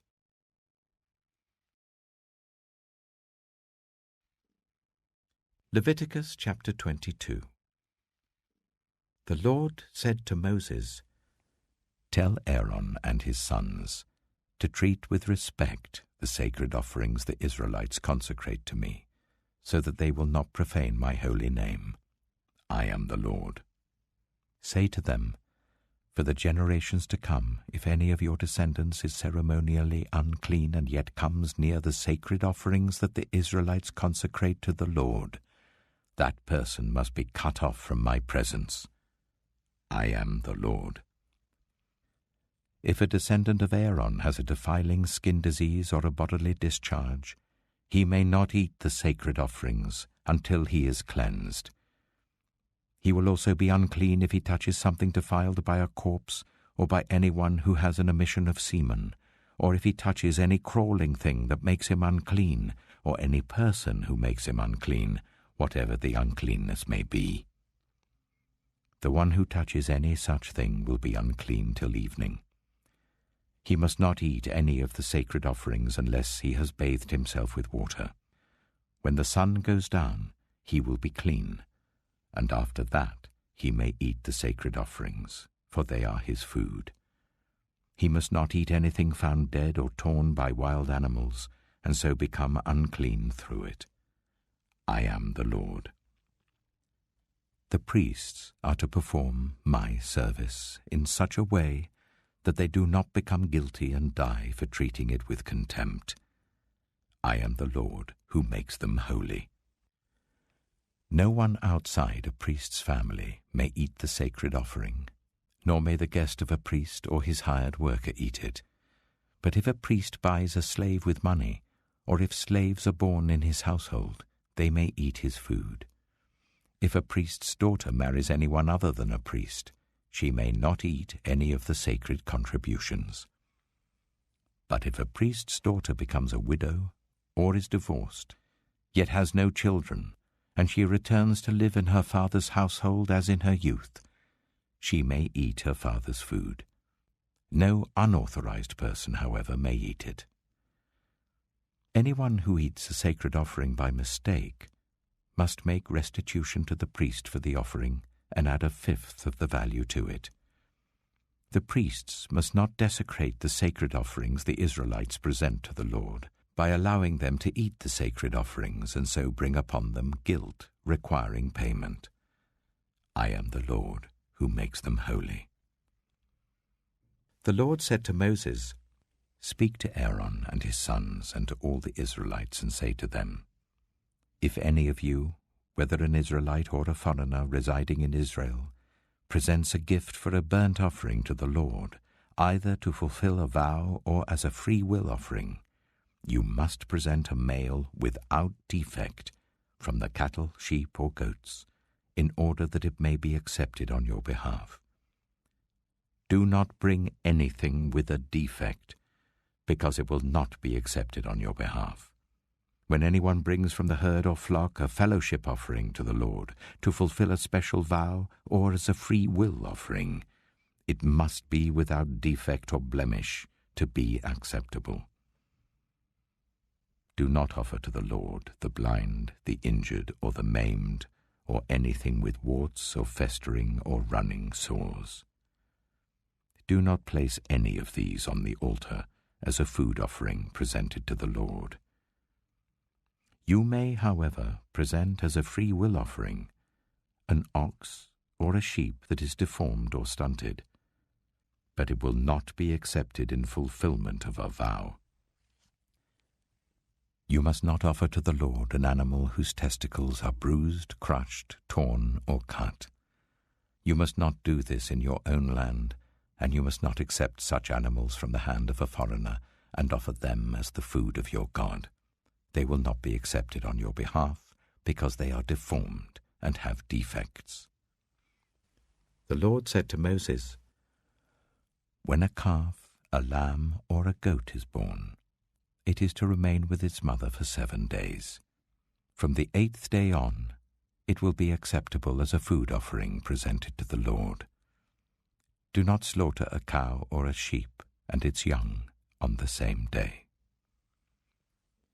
When you sacrifice a thank offering to the Lord, sacrifice it in such a way that it will be accepted on your behalf. It must be eaten that same day.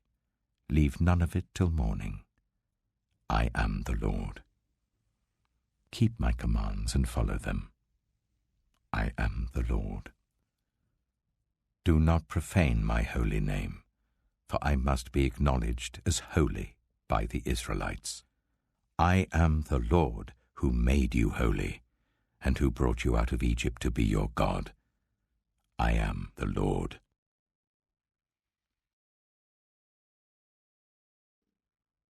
Leviticus chapter 23. The Lord said to Moses, "Speak to the Israelites and say to them, These are my appointed festivals, the appointed festivals of the Lord, which you are to proclaim as sacred assemblies. There are 6 days when you may work, but the 7th day is a day of Sabbath rest, a day of sacred assembly. You are not to do any work. Wherever you live, it is a Sabbath to the Lord. These are the Lord's appointed festivals, the sacred assemblies you are to proclaim at their appointed times. The Lord's Passover begins at twilight on the 14th day of the first month. On the 15th day of that month, the Lord's festival of unleavened bread begins. For 7 days you must eat bread made without yeast. On the first day hold a sacred assembly, and do not do any of your ordinary work. For 7 days present a food offering to the Lord, and on the 7th day hold a sacred assembly, and do not do any of your ordinary work." The Lord said to Moses, "Speak to the Israelites and say to them, When you enter the land I am going to give you and you reap its harvest, bring to the priest a sheaf of the first grain you harvest. He is to wave the sheaf before the Lord, so it will be accepted on your behalf. The priest is to wave it on the day after the Sabbath. On the day you wave the sheaf, you must sacrifice as a burnt offering to the Lord a lamb a year old without defect, together with its grain offering of 1/5 of an ephah of the finest flour mixed with olive oil. A food offering presented to the Lord, a pleasing aroma, and its drink offering of 1/4 of a hin of wine. You must not eat any bread, or roasted or new grain, until the very day you bring this offering to your God. This is to be a lasting ordinance for the generations to come, wherever you live. From the day after the Sabbath, the day you brought the sheaf of the wave offering, count 7 full weeks. Count 50 days up to the day after the 7th Sabbath, and then present an offering of new grain to the Lord. From wherever you live, bring 2 loaves made of 1/5 of an ephah of the finest flour, baked with yeast, as a wave offering of first fruits to the Lord. Present with this bread 7 male lambs, each a year old and without defect, 1 young bull and 2 rams. They will be a burnt offering to the Lord, together with their grain offerings and drink offerings, a food offering, an aroma pleasing to the Lord. Then sacrifice 1 male goat for a sin offering and 2 lambs, each a year old, for a fellowship offering. The priest is to wave the 2 lambs before the Lord as a wave offering, together with the bread of the first fruits. They are a sacred offering to the Lord for the priest. On that same day, you are to proclaim a sacred assembly and not do any ordinary work. This is to be a lasting ordinance for the generations to come, wherever you live.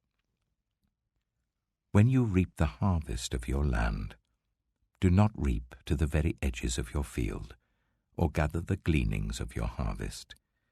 Leave them for the poor and for the foreigner residing among you. I am the Lord your God.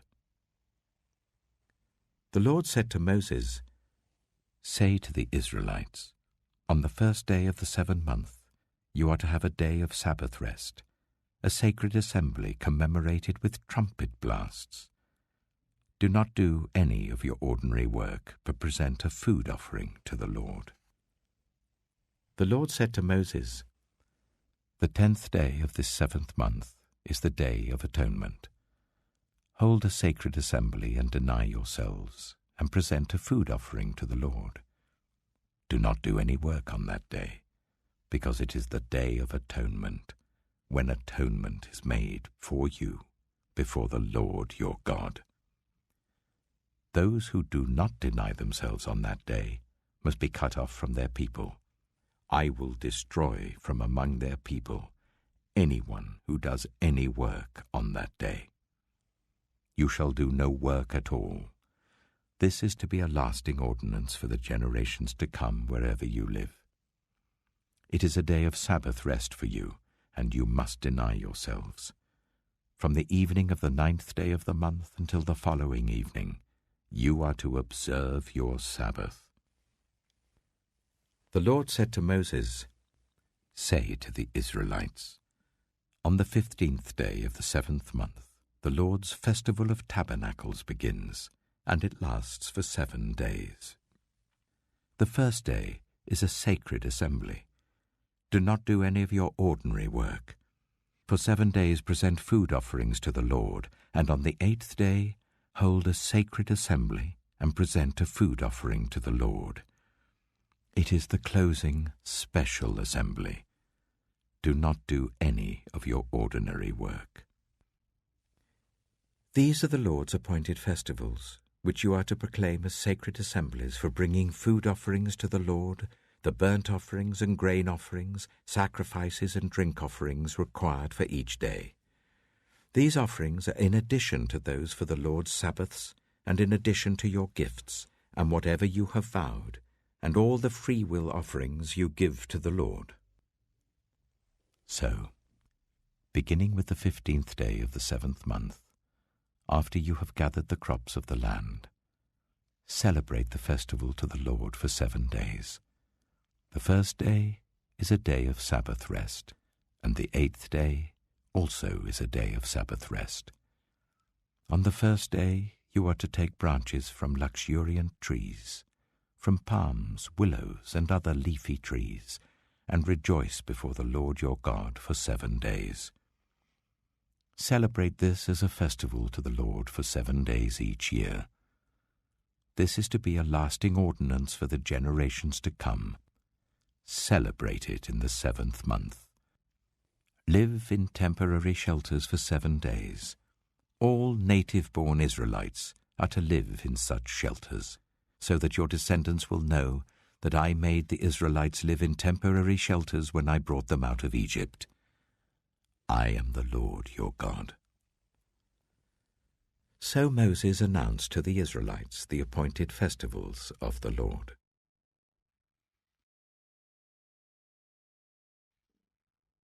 Leviticus chapter 24. The Lord said to Moses, "Command the Israelites to bring you clear oil of pressed olives for the light, so that the lamps may be kept burning continually. Outside the curtain that shields the ark of the covenant law in the tent of meeting, Aaron is to tend the lamps before the Lord from evening till morning continually.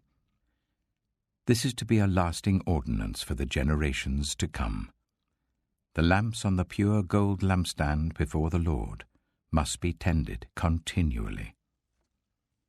Take the finest flour and bake 12 loaves of bread using 1/5 of an ephah for each loaf. Arrange them in 2 piles, 6 in each pile, on the table of pure gold before the Lord.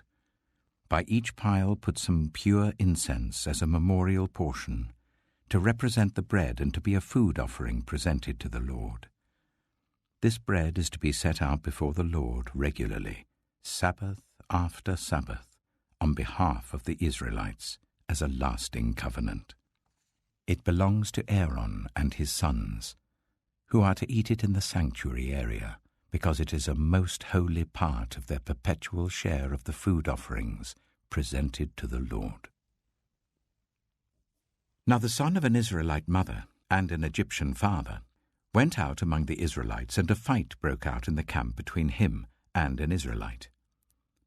The son of the Israelite woman used the name blasphemously with a curse, so they brought him to Moses. His mother's name was Shelomith, the daughter of Dibri the Danite. They put him in custody until the will of the Lord should be made clear to them. Then the Lord said to Moses, "Take the blasphemer outside the camp. All those who heard him are to lay their hands on his head, and the entire assembly is to stone him. Say to the Israelites, anyone who curses their God will be held responsible. Anyone who uses the name of the Lord blasphemously is to be put to death. The entire assembly must stone them, whether foreigner or native born. When they use the name blasphemously, they are to be put to death. Anyone who takes the life of a human being is to be put to death. Anyone who takes the life of someone's animal must make restitution, life for life. Anyone who injures their neighbor is to be injured in the same manner, fracture for fracture, eye for eye, tooth for tooth. The one who has inflicted the injury must suffer the same injury. Whoever kills an animal must make restitution, but whoever kills a human being is to be put to death. You are to have the same law for the foreigner and the native born. I am the Lord your God." Then Moses spoke to the Israelites, and they took the blasphemer outside the camp and stoned him. The Israelites did as the Lord commanded Moses.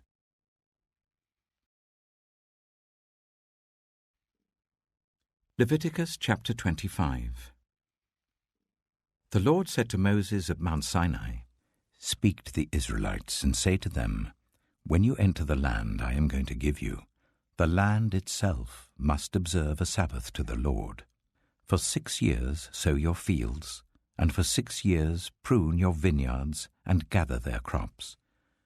But in the 7th year, the land is to have a year of Sabbath rest, a Sabbath to the Lord.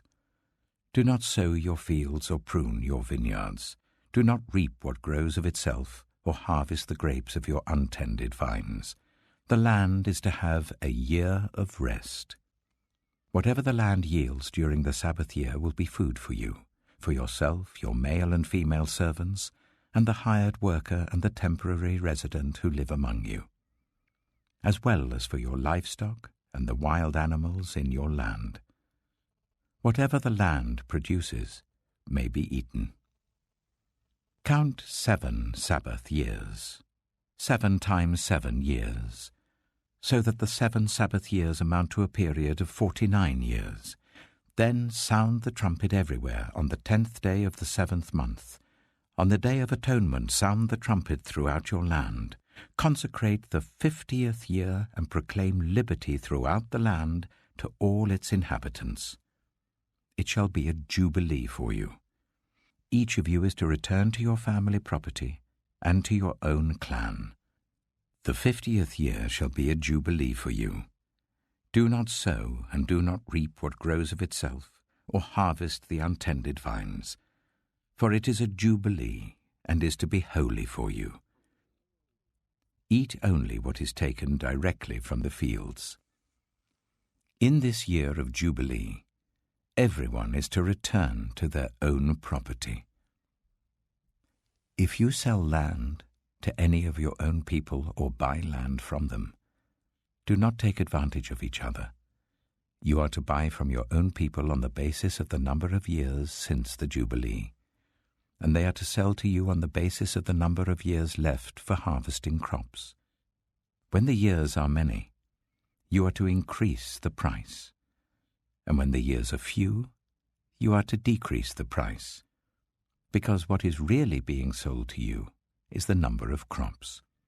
Do not take advantage of each other, but fear your God. I am the Lord your God. Follow my decrees and be careful to obey my laws, and you will live safely in the land. Then the land will yield its fruit, and you will eat your fill and live there in safety. You may ask, what will we eat in the 7th year if we do not plant or harvest our crops? I will send you such a blessing in the 6th year that the land will yield enough for 3 years. While you plant during the 8th year, you will eat from the old crop and will continue to eat from it until the harvest of the 9th year comes in. The land must not be sold permanently because the land is mine, and you reside in my land as foreigners and strangers. Throughout the land that you hold as a possession, you must provide for the redemption of the land. If one of your fellow Israelites becomes poor and sells some of their property, their nearest relative is to come and redeem what they have sold. If, however, there is no one to redeem it for them, but later on they prosper and acquire sufficient means to redeem it themselves, they are to determine the value for the years since they sold it and refund the balance to the one to whom they sold it. They can then go back to their own property. But if they do not acquire the means to repay, what was sold will remain in the possession of the buyer until the year of Jubilee. It will be returned in the Jubilee, and they can go back to their property. Anyone who sells a house in a walled city retains the right of redemption a full year after its sale. During that time, the seller may redeem it. If it is not redeemed before a full year has passed, the house in the walled city shall belong permanently to the buyer and the buyer's descendants. It is not to be returned in the Jubilee. But houses in villages without walls round them are to be considered as belonging to the open country. They can be redeemed, and they are to be returned in the Jubilee. The Levites always have the right to redeem their houses in the Levitical towns which they possess.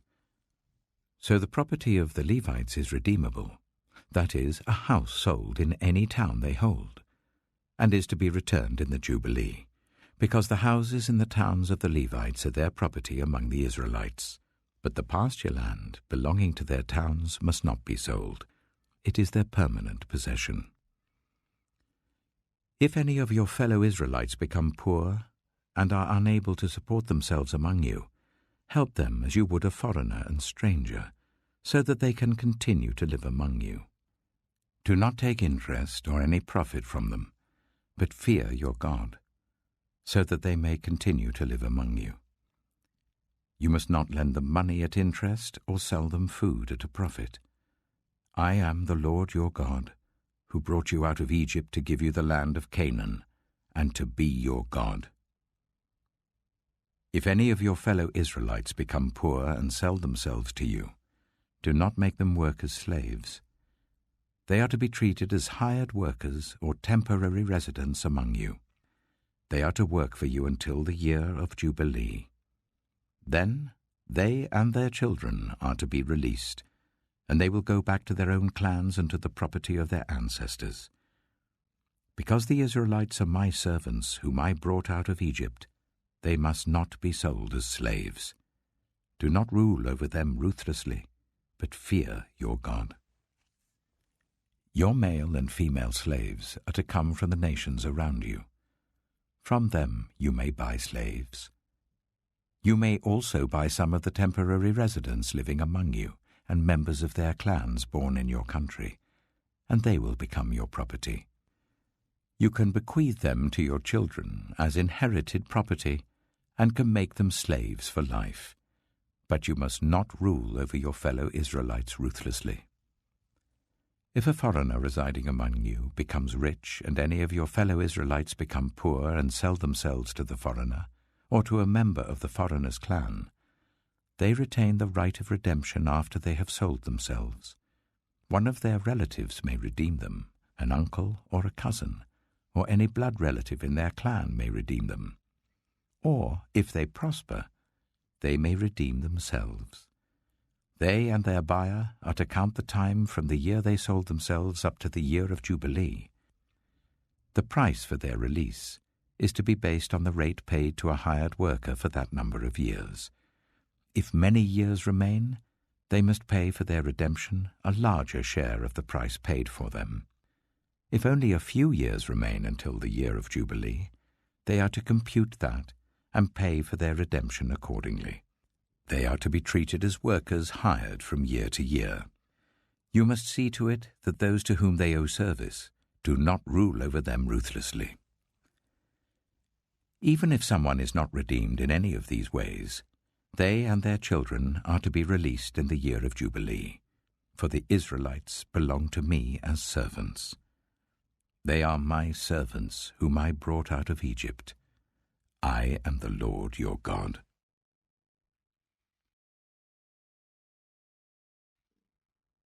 Leviticus chapter 26.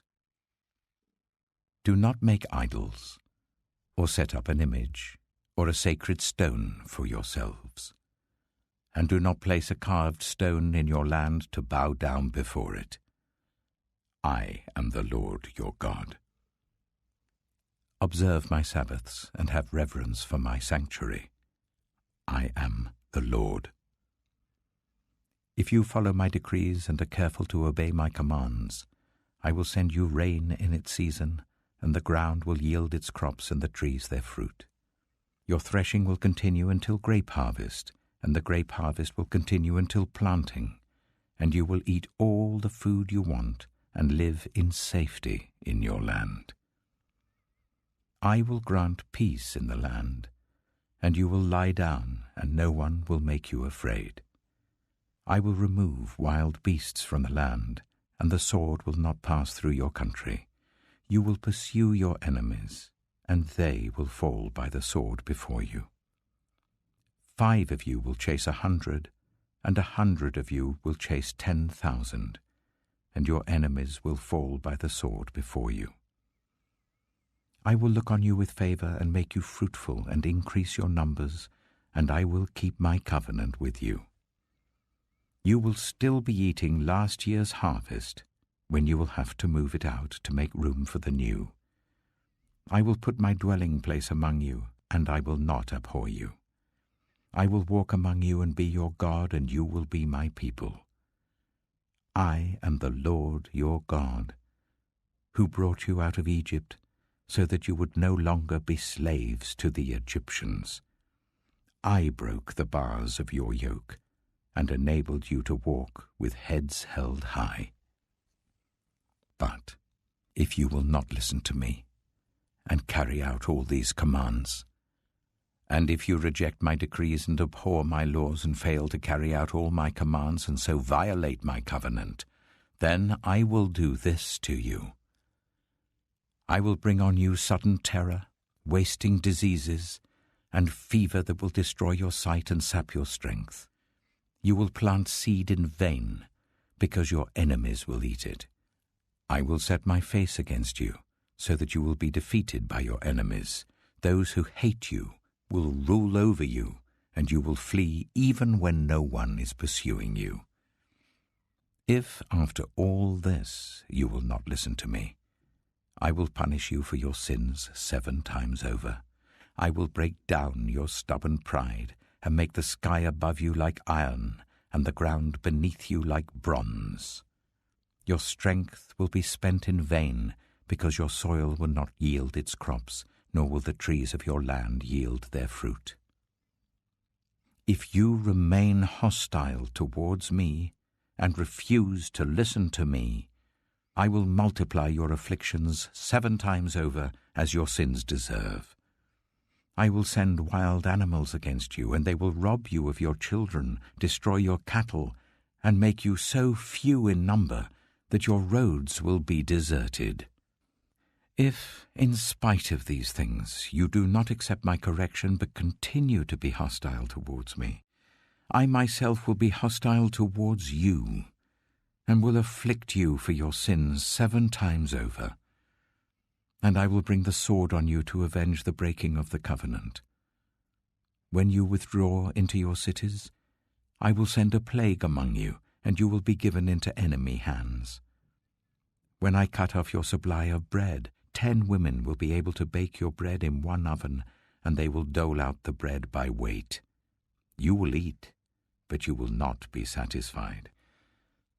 If, in spite of this, you still do not listen to me but continue to be hostile towards me, then in my anger I will be hostile towards you, and I myself will punish you for your sins 7 times over. You will eat the flesh of your sons and the flesh of your daughters.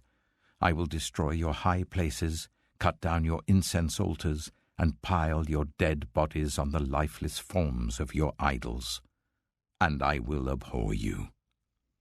I will turn your cities into ruins and lay waste your sanctuaries, and I will take no delight in the pleasing aroma of your offerings. I myself will lay waste the land, so that your enemies who live there will be appalled. I will scatter you among the nations and will draw out my sword and pursue you. Your land will be laid waste and your cities will lie in ruins. Then the land will enjoy its Sabbath years all the time that it lies desolate, and you are in the country of your enemies. Then the land will rest and enjoy its Sabbaths. All the time that it lies desolate, the land will have the rest it did not have during the Sabbaths you lived in it. As for those of you who are left, I will make their hearts so fearful in the lands of their enemies that the sound of a wind-blown leaf will put them to flight. They will run as though fleeing from the sword, and they will fall, even though no one is pursuing them. They will stumble over one another, as though fleeing from the sword, even though no one is pursuing them.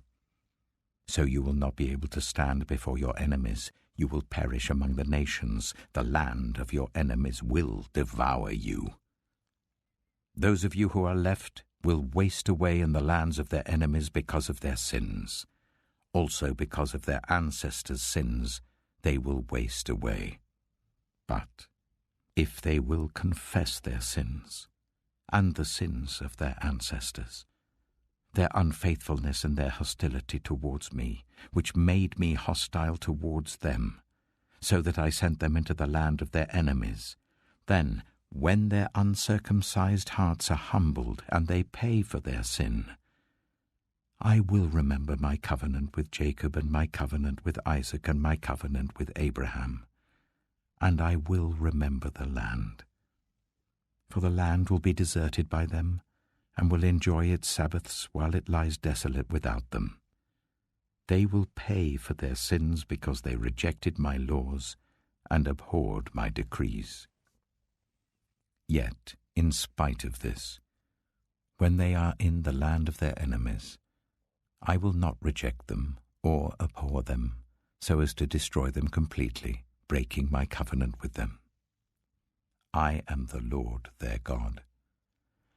But for their sake I will remember the covenant with their ancestors, whom I brought out of Egypt in the sight of the nations to be their God. I am the Lord. These are the decrees, the laws, and the regulations that the Lord established at Mount Sinai between himself and the Israelites through Moses.